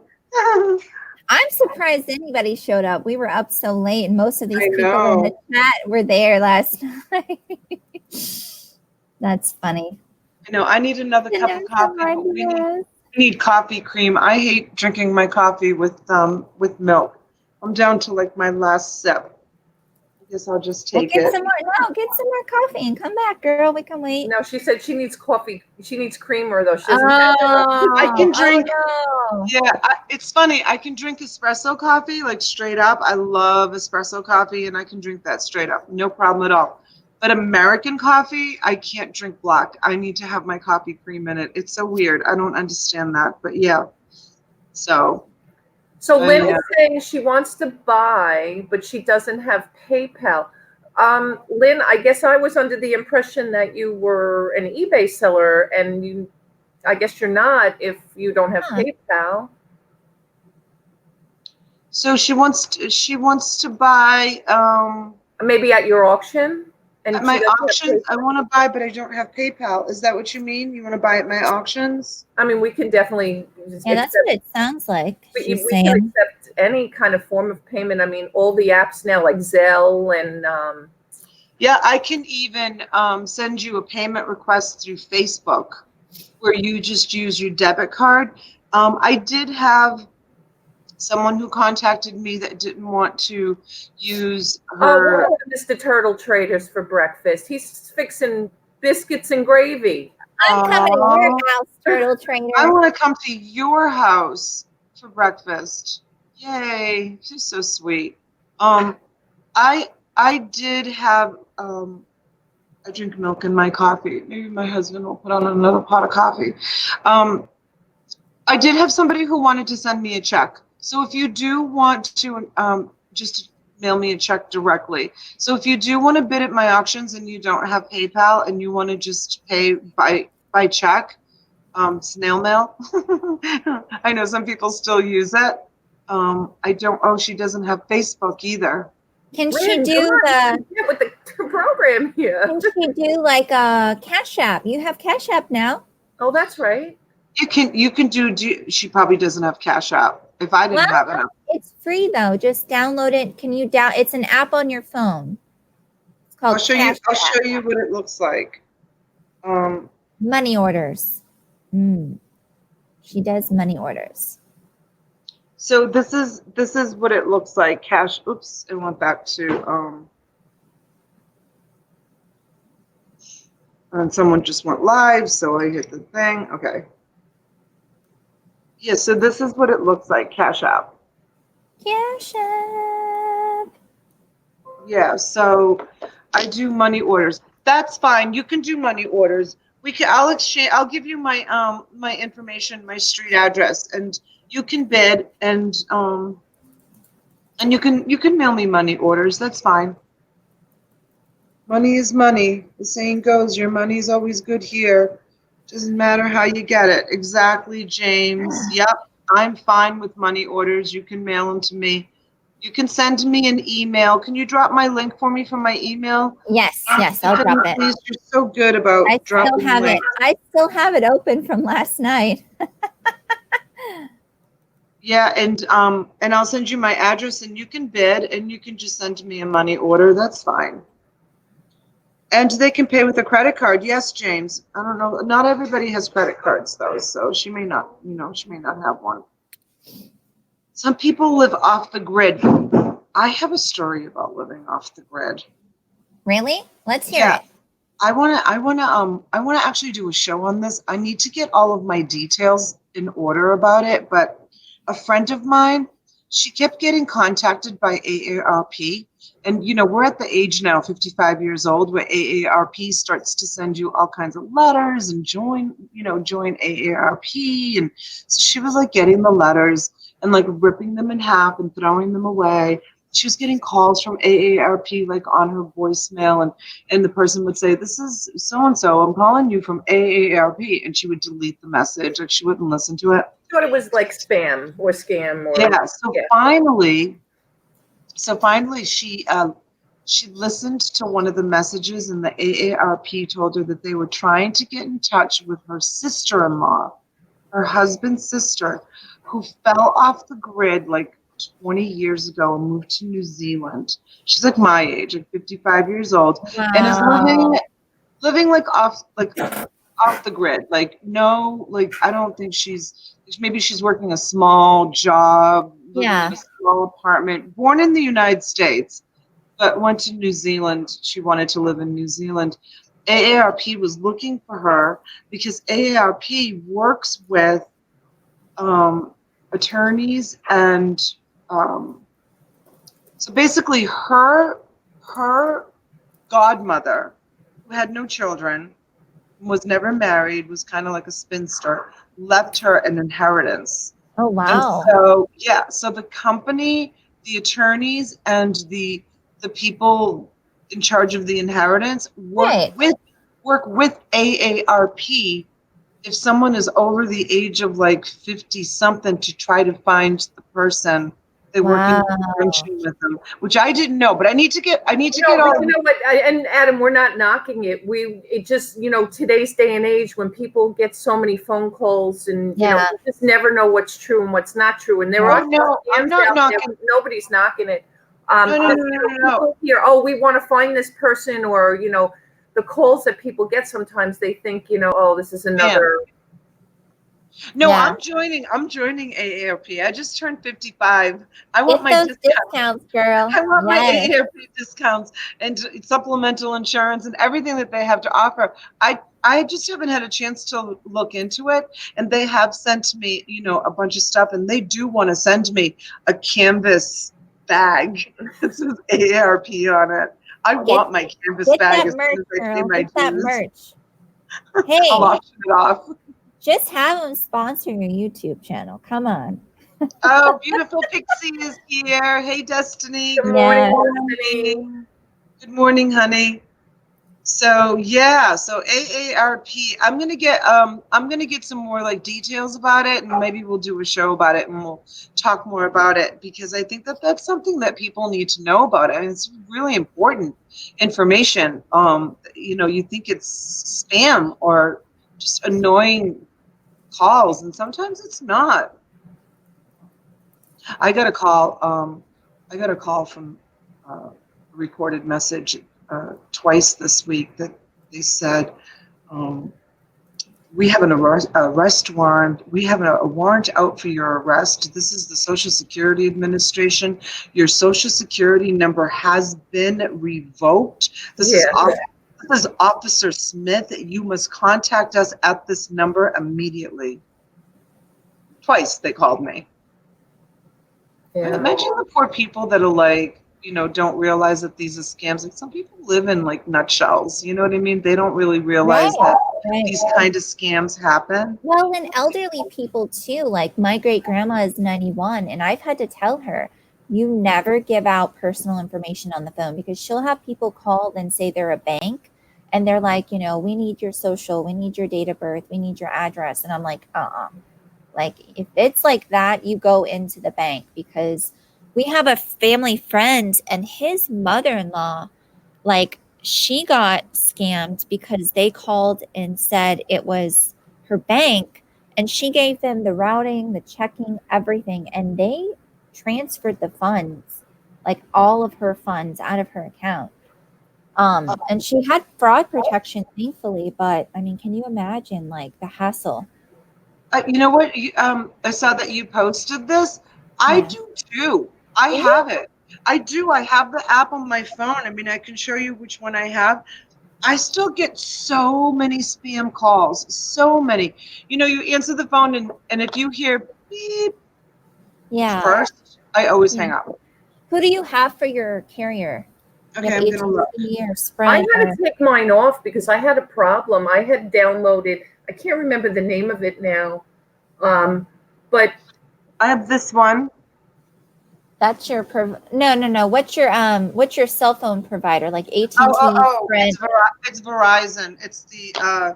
It's the mafia of all cell phone companies. Well, Verizon is Joy's company. Joy is the unofficial spokesperson for Verizon. Oh, sorry, Joy. She loves it. No, she loves it. She would be happy that you have Verizon. I would call Verizon and ask them if they have a Verizon app. You might have to pay like They a do. monthly. No, they do, and it's free. So what happened was I had downloaded one of these other like spam prevention things because I have to answer my phone because of my, my main job. I just never know who's calling me about a mortgage, right? So I have to answer my phone. I've had this number for 20 something years. Wow. But I Robo Killer, I think it was called Robo Killer. Because I was just getting bombarded with robocalls. Oh, what is that? The chat? Yep, we don't have to look it up. Courtney did it for me. There's T Aww. saying start, and there's all the numbers, and there's Bolo Buddies 8. So thank you for doing that, Courtney. It's official, Courtney. Congratulations to Courtney. She won last night's prize. Now we don't have to do that. Thank you for doing that for us. That's awesome.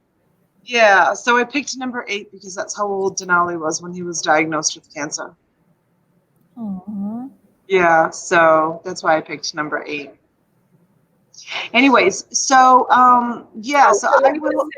The Robo Killer. If anybody just knows, some of these apps you have to be careful, and I didn't realize this. So they were killing the spam calls and doing all of this, but then I took either some vacation or maybe it was the time when I was taking off, and I put a message on my phone that I'm out of the office, and it was on my phone.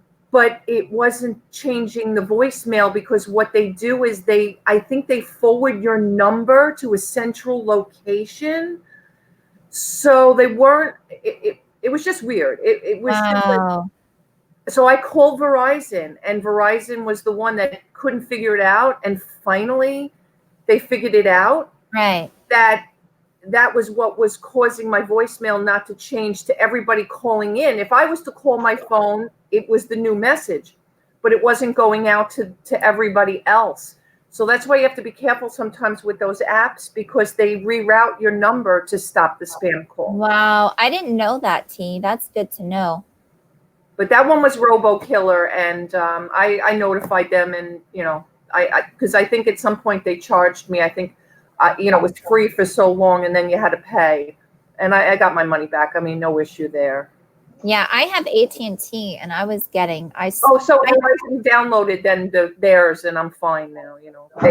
I might need to go and check mine because I have AT&T, and AT&T has their own app. You have to pay $4 a month for it, but it'll block spam. But that's a good point. Like I may need to go back and see it. Hopefully, it's not blocking calls that I should be getting, Good morning, Glenn. Thank you for joining. Yay, Courtney, the winner. Yeah, that's awesome, Courtney. I'll send those out to you. You have to send me your address, and I'll send them out to you. 28 people in the chat this morning, you guys. Thank you so much. Really appreciate it. If anybody has any more questions, even if you came in late, we're talking about all things Amazon, and Tiffany has been answering our questions. We've had a lot of questions. You can watch the repeat on it, which is great. But if anybody has any more questions about Amazon, that would be great. Oh, and you need to show me, Tiffany, how to delete those listings in case one sells. Now that fourth quarter's coming, I don't want to damage my account because I sold those on. Hear the TV? Is it too loud, you guys? I don't hear it now. Okay. So if in case one of them sells, I don't want to get hit. Eric says, no wonder you haven't been answering my calls. That's hysterical. Yeah, I'll definitely show you how to delete it, or at least take it where inventory is 0. So, somebody doesn't accidentally buy it and then you have it. Trying to see if there were any more questions.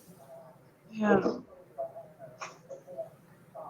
Yeah, and Tiffany put her link in there, so you can always join her Facebook group and ask questions there as well.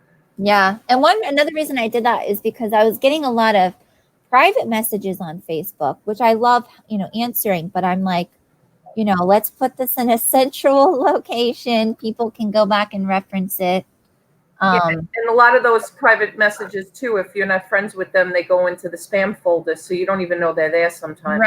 Right. Well, but some of these people, like, I was accepting the friend request because I'm like, okay, maybe they know me from Instagram or YouTube or something. So, but yeah, this isn't an Amazon. What are you doing about the hurricane? So my husband's watching it right now in the news. It looks like, I mean, they're still not sure, but it looks like it's going to go up the coast and not directly hit West Palm Beach.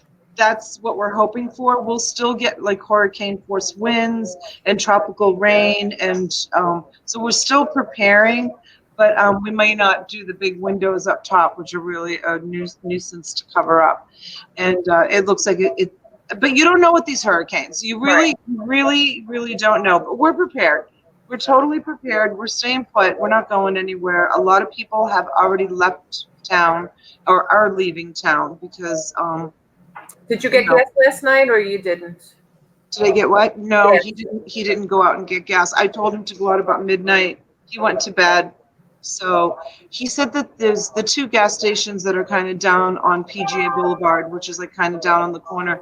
He said we're out of gas, which I'm really shocked that they would let gas stations in this area like be out of gas. It was like I was saying last night, people are filling up their boats, they're filling up their, cars, they're filling everything. There's a lot of boats down here, and boats take, anywhere from like 300 to 500 gallons of fuel at a time. They have huge gas tanks.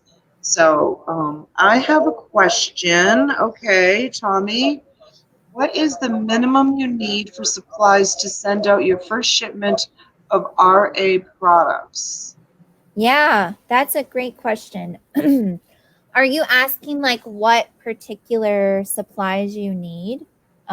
Yeah, like the printer and the paper and the label. Yeah.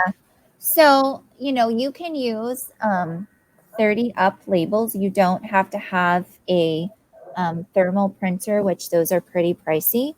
I don't have one. I just disclaimer, and Tommy knows this because we've had this conversation. I run my business with very, very small overhead because it gets very expensive very quickly. So I still use 30 up labels, which, there's debate as far as if, it's a time versus money thing. But 30 up labels is what I use. I have a laser jet printer.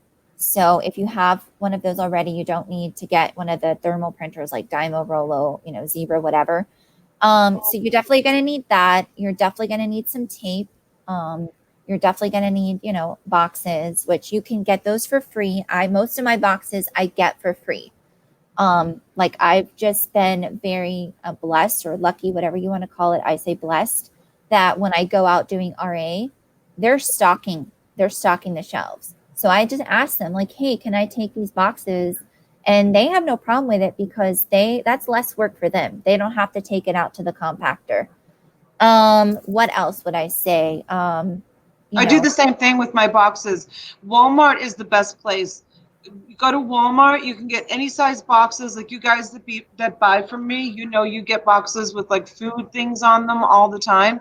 And I get all my boxes for free. I don't buy any boxes. And then I have a toner printer, just so that you guys know. And I consider myself doing. That's laser jet. I consider myself doing pretty good volume. I'm still cutting and taping. I haven't taken the plunge. Everybody's like, oh, wait until you buy a laser printer, label writer, whatever it's called. You're going to be so happy.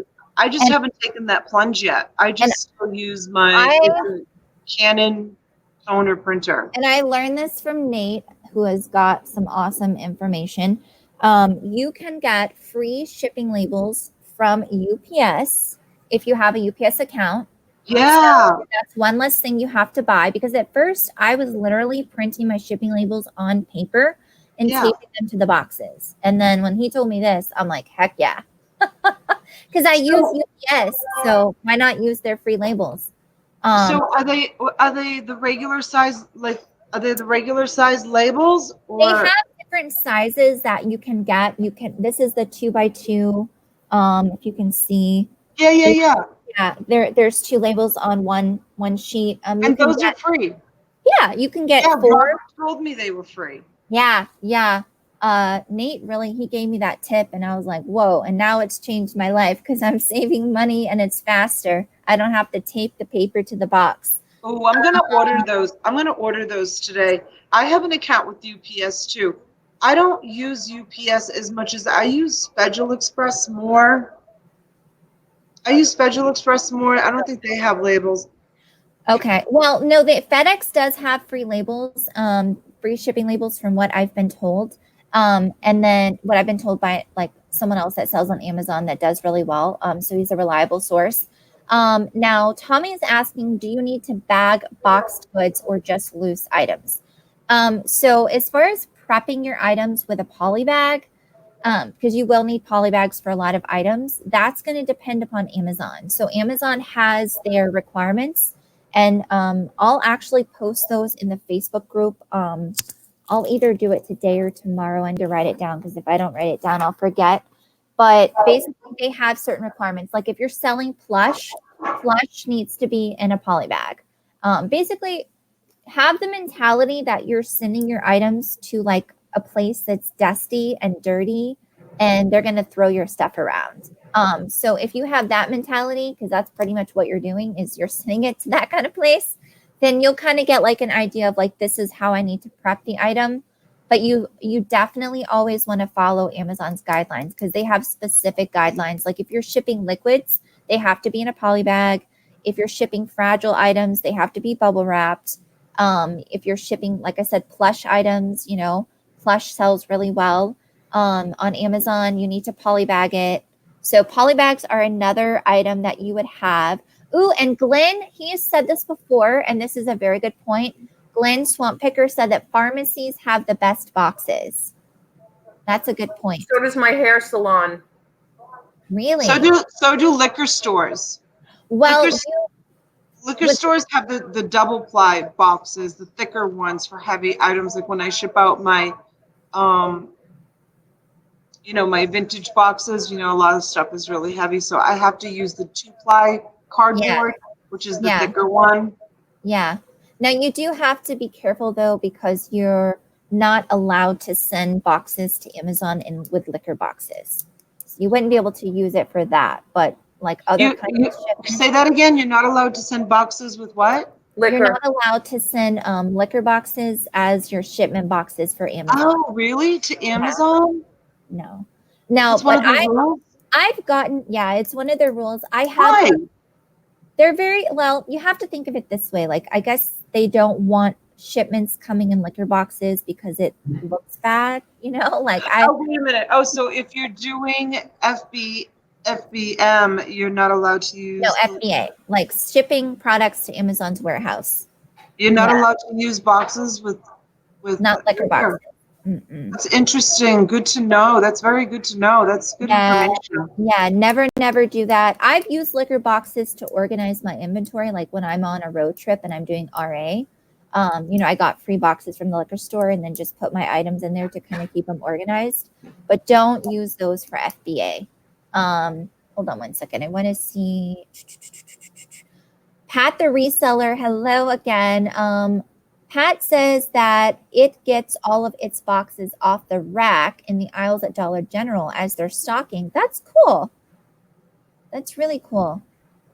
Sorry, I'm trying to see the questions here. I sell nothing but used lab equipment. Okay. Yeah, I hope I answered your question, Tommy. And you can always PM me, on Facebook with questions for sure, or post them in the Facebook group. So for prep requirements, that's definitely, you're going to want to follow what Amazon's guidelines are for that. So poly bags are another good thing that you're going to need. Now, you can pay Amazon to poly bag your items for you. You can also pay Amazon to label your items for you. So that's just going to be like another expense. to write this down though. Amazon prep of items. Yeah, these are really good questions. Really good. Wow, questions. we've been on for an hour and 49 minutes. Have we really? There's 28 people in the chat. That's awesome. You guys are so awesome. Thank you so much. So supportive. I know. That's awesome. And Nate was saying, go to Walmart and buy the bigger boxes for under $1. You know, I don't need to because I have a friend of mine who owns a hairdressing salon. Yeah. And so she saves me boxes and the pillows and the bubble wrap and so I'm right now I haven't needed to buy and with my eBay store coupon I usually buy my poly bags.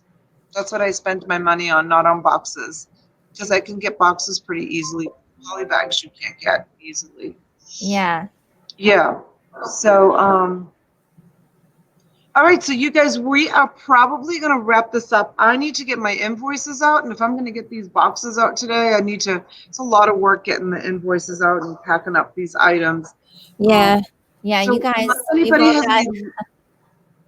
anybody has any last minute questions for Tiffany or for Tee or for me.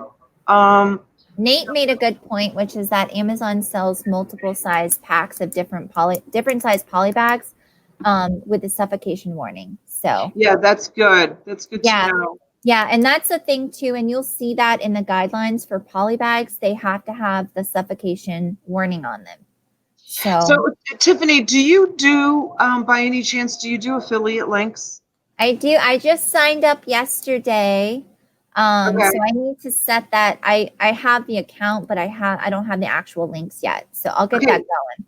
Courtney, are you still in the chat, Bolo buddies? Are you still in the chat? Are you there, Bolo? Are you there, Bolo?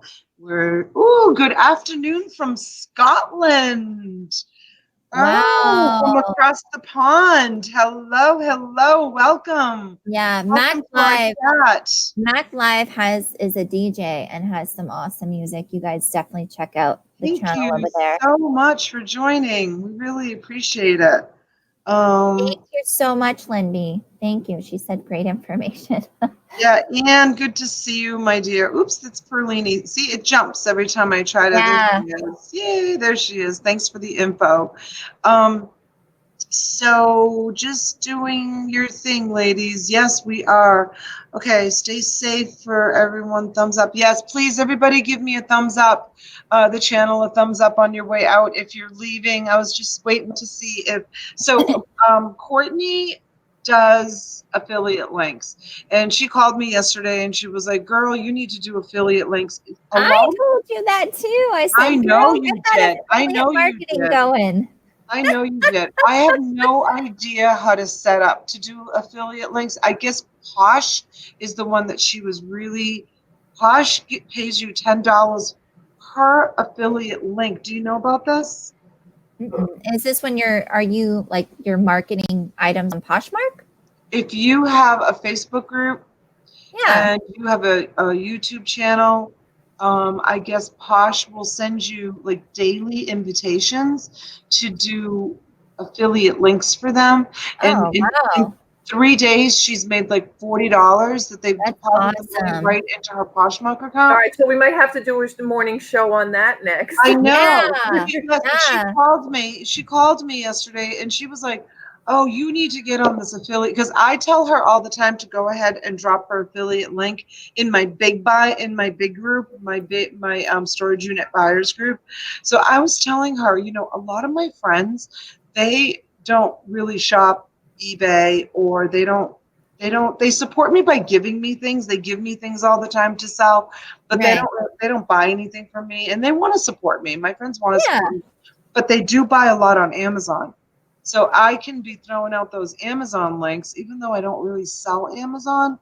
I guess you can just throw out those Amazon links and you get, I think it's like not much, but it's just another stream of income, right? Right. And that's what we're talking, I just said before, you gotta have all different types of streams. Yeah, I would say they're called campaigns.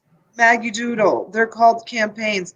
Yeah, so they sent her That's like cool. 4 links in like 2 days Wow. to do campaigns, and each campaign, like, she gets paid $10. So she's like, Jenna, there's $40 in my account right now, and I have Yeah. like 6 more links to post. Yeah. Maybe because her group is so big, I don't know how you qualify for it, but Right. Yeah. I'm hoping that maybe I can get her to come on and she can kind of like That would be guide cool. us Yeah. and For teach sure. us. She's like the affiliate link queen. Her and Casey Paris too. Yeah. He drops affiliate links Yeah. like, Yeah. oh my Well, gosh. I just this year discovered that I'm really good at marketing and really good at like I was an affiliate marketer before I knew what that was. Like Right. I was promoting stuff and then people were like, "Well, I should just give you commission for promoting it." And I'm like, "No, I want to promote your stuff because I've used it. It's good." So that's how I got started with affiliate links. But yeah, for sure, Donna, I told you yesterday, get on those Amazon affiliate things. Yeah, I'll call her and ask her if she'll come on. What is our subject tomorrow morning, T, for Coffee with Donna, with T and Donna? Do you know? Oh, she's muted. I know, Sorry. T. No, that's okay, honey. What were we going to talk about tomorrow morning? I haven't Well, figured it. originally you were going to do the clickbait. Oh, Yeah. fun. That's a good one. I need to find Well, we a. could make it a multiple. We could do clickbait and something else. Yeah, tomorrow morning, you guys, I gotta reach out to somebody who does a lot of YouTube videos and I want to talk to someone. There's so many YouTubers out there that put content out. I'm still a newbie at YouTube. I need to make more videos. I need to make more content. So do you, Tiffany. And Yeah. probably you too, T. You should be making Well, content. yeah, Right. unfortunately, You like want we that. used to do this show on my channel, so I haven't done anything because we've been doing everything on your channel to get you watch hours. So yeah, I definitely have to do something. Yeah, and we need to like get everybody to. How many subscribers are you at right now? On my main page, like 192. Yeah, I think until you get to like at least 400 or 500, it doesn't really make sense to start. Well, to start. I mean, what do you think? I mean, I think everybody will follow over. I'm not sure. I just want to bid actually from eBay today. Just paid. My item should get it this week. Okay. Oh, that's awesome. Congratulations. So, okay, we'll talk later on about the doing the clickbait. See if anybody in the chat. There's 26 people in the chat, but there's only like 5 or 6 people talking right now. Yes. So, Yeah. Nate brought up a good point. I forgot to mention that tonight we are doing our premiere show. Premiere tonight, yes. Yes, it is our new show with me, Nate, Every Day I'm Hustling, and Pittsburgh Anthony. It is premiere. It's called Profits for Platforms for Profits. If I can, it's too early. I can't think. But tonight is going to be the show's going to be on my channel. I'll drop the link if you guys want for the actual show. If you want to hit the reminder. Yeah. But tonight we are having a guy on who just started on Amazon in March. And he is doing about 30K per month revenue, which is about 10K per month profit. That's awesome. He does it all by himself. He doesn't have employees. He does it all by himself. So it's going to be, I think we're going to learn a lot of good information. So Glenn Swamp Picker also mentioned he needs watch hours. So Glenn hit 1,000 subscribers like Donna, but he also needs to get those watch hours. So Glenn, I'll approve it if you want to drop your link in there to your channel, or just you guys hit the 3 dots. Please subscribe to Glenn. And we often say, even with Donna, if you guys are busy listing or working, just put the thing on auto play and let the hours run for everybody. I'll drop the link for Glenn's channel. So it's called Cash App.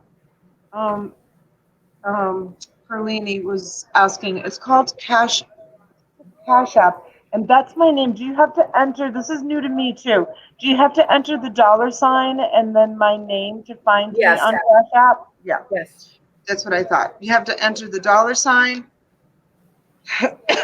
and then my name. um, okay, so we are going to wrap things up. If anybody that's in the chat is watching silently and not commenting, if you have a lot of content on your YouTube channel, we really want to have a discussion about clickbait because I struggle with that. I struggle with clickbait. What is your struggle? Like you don't like it or? I don't know how to do it.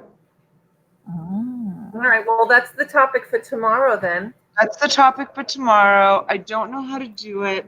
I feel guilty doing it sometimes. Like I did a couple, like, look what we found in the hoarders unit. So people watched it. I have a lot of views on that video. I guess people like it. So I kind of wanted to hear from people, you know, what they thought about it. And, you know, yeah, we just want to have a whole discussion about it maybe tomorrow morning about clickbait. If anybody can recommend anyone that wants to come on the panel on the show tomorrow morning and talk about clickbait, how to go about it, and your thoughts and feelings about it, that would be great. I don't know who goes live, or Tiffany or Derek. Well, I don't half the time I don't go live on my own channel. Yeah, no kidding. I probably can enter that list too. I go live almost every day. It's crazy. A haul video All from right. So what is Glenn saying? Going to do a live show before 2 whole videos from Nashville last week. Okay. Perfect. Yeah, that'll be awesome to watch because I know Glenn Swamp Picker just went to Nashville and met up with a bunch of people, Pat Dees and everybody. So that'll be good to see. Yeah, I haven't tried to stream live from my phone yet. Now that I've at 1,000 subscribers, I'm going to try to do that. I think I'll try to just go down to the beach or something and get away from this background that, you know, always. Yeah, go down to the beach or go down to the yacht club down the street and just kind of just give everybody a different scenery and just hang out and just show everybody kind of like the area. I'm afraid that I'm not going to be really good. My son has a oh no, but I have to use my phone because you can't. I was going to say my son has a GoPro. You can't go live with the GoPro. You have to go live. You have to go live from your phone. So I don't know. I will work it out. Just be you. Don't write. I guess it's good, but some clickbait really annoying. Yes, yes, yes. Yes, join us tomorrow morning, Eric. We're going to talk about clickbait for sure. Tiffany, is the show tonight at 9 Eastern time? It is actually, it's at 7 Eastern. This is a different show. You know, there were some changes made, and so I had to make other arrangements. But this is a new show that I'm doing with Nate. Every Day I'm Hustling and Pittsburgh, Anthony. So this is a new show we're doing. It starts tonight. We're doing it at 7 p.m. Eastern, and it is called Platforms for Profits. So all the other shows that you're used to will still be going on as far as I know tonight. So definitely check those out as well. But I'm going to drop the link again for tonight's show that we're doing. So it's going to rotate channels. The first show tonight is going to be on my channel. Next week, stay tuned because it's going to be on Anthony's channel, and he is interviewing NASCAR Man, which is going to be really exciting. And then the next week after that, it'll be on Nate's channel and just keep going and going. So we definitely, our goal is we want to talk to different resellers who sell on different platforms. And, you know, for me, I sell on Amazon, so I always try to find Amazon sellers. But thank you guys so much for your support. I'm going to drop the link for tonight's show. If you can hit that reminder button, then you'll get a notification when we actually start, when we go live. So. And always subscribe to each other, everyone. Please, everyone, please subscribe to each other. And if you could drop your link again so that we can have everybody come over and subscribe to you so we can grow your channel so that she can continue to have. And T, you're booked up until Is it the first week in October that you're booked? No, I have one opening for the last Wednesday of the month. The last Wednesday of the month. So if anybody wants to go in and auction off their things with Tee, contact Tee. And I don't know if Ann is still in the chat. I talked to Ann, makes beautiful jewelry, and she talked about maybe going in and doing the auction with Tee. She's That never would be done. fun. Yeah, she's never done it before, so I told her we could do a test run, one day and just do a StreamYard and kind of bring her in and I don't know if she's still on here, but let's see. All right, guys. I just want to see what Michelle says. There's nothing wrong with clickbait if it's not telling a lie. Yeah. Yeah. I mean, at the end of the day, it's marketing. You're marketing your video, your channel to the consumer, which is the watcher, the viewer. I don't like clickbait, like Michelle said, if it's not accurate. Like if you click on something and they're like, I won $1 million, and you click on it and it's nothing about that. That's what I'm talking about. That's But exactly it's marketing. what I'm talking about. At the end of the day, it's marketing. They got you to watch their video, and you might end up subbing to them. So Yeah. if you're not trying, you're dying. Amen. That's true. Someone just posted that they upgraded it to okay, go ahead. T has to go out. Goodbye, T. We'll see you later. We're gonna sign off in just a minute. Okay. So yeah, someone just wrote that Swamp Picker just wrote that they upgraded it to a category 5. I don't know. No. Yeah. Is it still kind of diverted going along the East Coast, like away My from? husband doesn't have the news on, so we'll see. I mean, we watched the news this morning, and it was it looked like it was turning. So Wow. Yeah, we'll see. Okay, I am gonna get my invoices out from last night's auction, get my shipping done, and see about this storage unit that I'm got an eye on. So I know, so I have 2 to empty. Girl, you and your storage units, but that's your thing. That's great. I know. I used to, oh, he just turned on the news. It looks like it's still coming towards us. I used to say I was an eBay seller, but now I'm an auction seller. I like doing my auction so much more. It's so much more fun. Yeah. The interaction with everybody and so social. It is. It's very social. That's why I love watching you guys, because it's you get interaction and socialization, and it's less isolating from other forms of reselling. So yeah, it's awesome. I love it. Okay, so you guys, I will keep you updated on the storm. I'll let you know what's going on. I'll go live intermittently throughout the day, today, tomorrow. Get some fresh air. Go to the beach and get some fresh air and show us. I know. After I get my shipping out, I know. Get some color on this face. I want to say thank you. T left already, but thank you, Tee and Donna, for having me on, inviting me on. Super Dell. Good morning, Super Dell. Thank you so much. Hey, I heard you gave a great shout out to us ladies last night. Super Dell, you are awesome. Yes, you are awesome. Thank you. Yeah, really appreciate it. Awesome, Super Dell. I don't know. I don't think Super Dell ever sleeps. What? I don't think Super Dell ever sleeps. I know he was doing a live show last night. I was in and out, and I think a lot of us, we just never sleep. Super Dell, we were on my channel last night. We had a 5.5 hour marathon live, buddy. For 5.5 hours. I did one of my auctions last night, and it went on for 5.5 hours. And then Tiffany and T and I continued to talk for like at least another half hour, 45 minutes. We were on until 2 o'clock in the morning. Yeah. Just chatting like old friends. It was really awesome. But man, oh man. Yeah. So T said, let's do an auction marathon because I'm getting ready.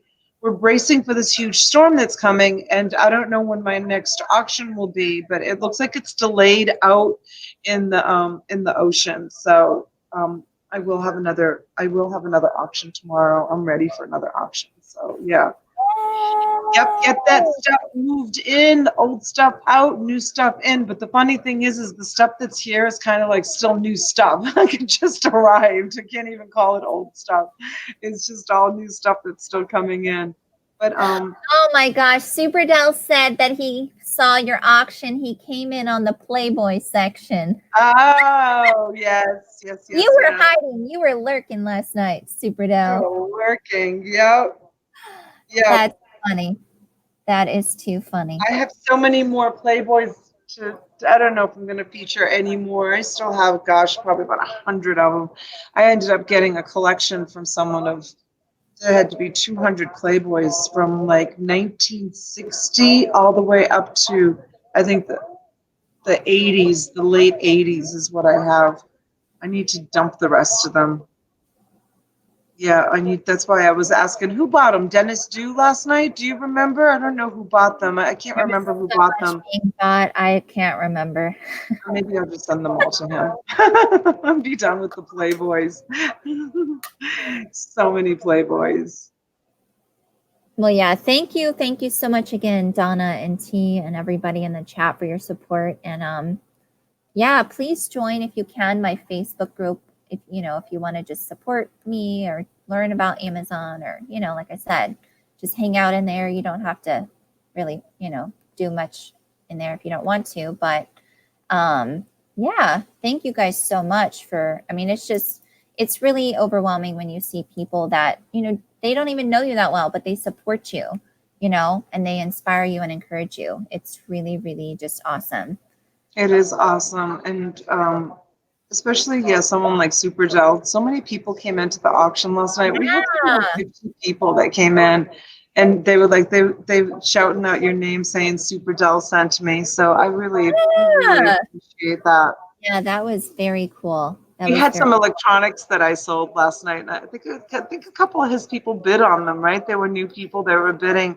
They registered in. They saw the electronics boxes that I was selling off, which was awesome. And yeah, so that's it, you guys. 2 hours and 11 minutes. Oh, there's the 11 again. Hi, Denali. My 11s. You know my 11s, right? Tiffany, yeah, you know about my 11s. I believe in that too. I mean, my mom and my grandma passed away, so I definitely, and I believe in 11. Yeah. So you guys, when you see the number 11, look up 1111. It means there's an angel trying to send you a message, and it seems like every time I look at the clock, the number 11 is there, like it's right there right now, 211. Yeah. Now it's 2 hours and 12 minutes. But it's just weird how my eye always goes to the 11s. Always goes to the 11s, and that's my sweet little boy saying hello to me. He's we watching love you all. We love you too, sweetheart. I know none of you, just to troll the chat. I just troll the chat. I know none of you. I just troll the chat. It's not true. That is not true, but welcome and thank you. That is not true. Mary Pelletier. Oh, what's this? Let's see 1111 all the time. Eric, you need to look that up. Someone's sending you a message, buddy. Someone is sending you a message. There's an angel sending you a message telling you, hey. Funny, I look at the clock at 9:11 all the time. See? Yeah. You guys, you need to look it up. We probably should do a show about 11:11. Hey, you know what? There is actually a YouTuber, and I know of him from Joy's channel, Be the Difference. Yeah, I'm subscribed to him. Yeah, he is 1111. So maybe he can come on your show. Yeah, maybe, right? He probably knows a lot about it. Yeah. Yep. Not sure what 911 means. It doesn't matter. The 11 is there. Yeah, the 11. The 11 is a good number. A good old number. Okay, guys, I hate to sign off and say goodbye with so many people still hanging out in the chat, but I need to get my shipping done. Yeah, I got to get some stuff going too. And you need to get some stuff done too. And yeah, I appreciate everybody stopping in. And Thank you guys. As always, I love you guys. Thank you so much. I appreciate you all. We'll see you soon, okay? Thanks for chatting. Bye-bye.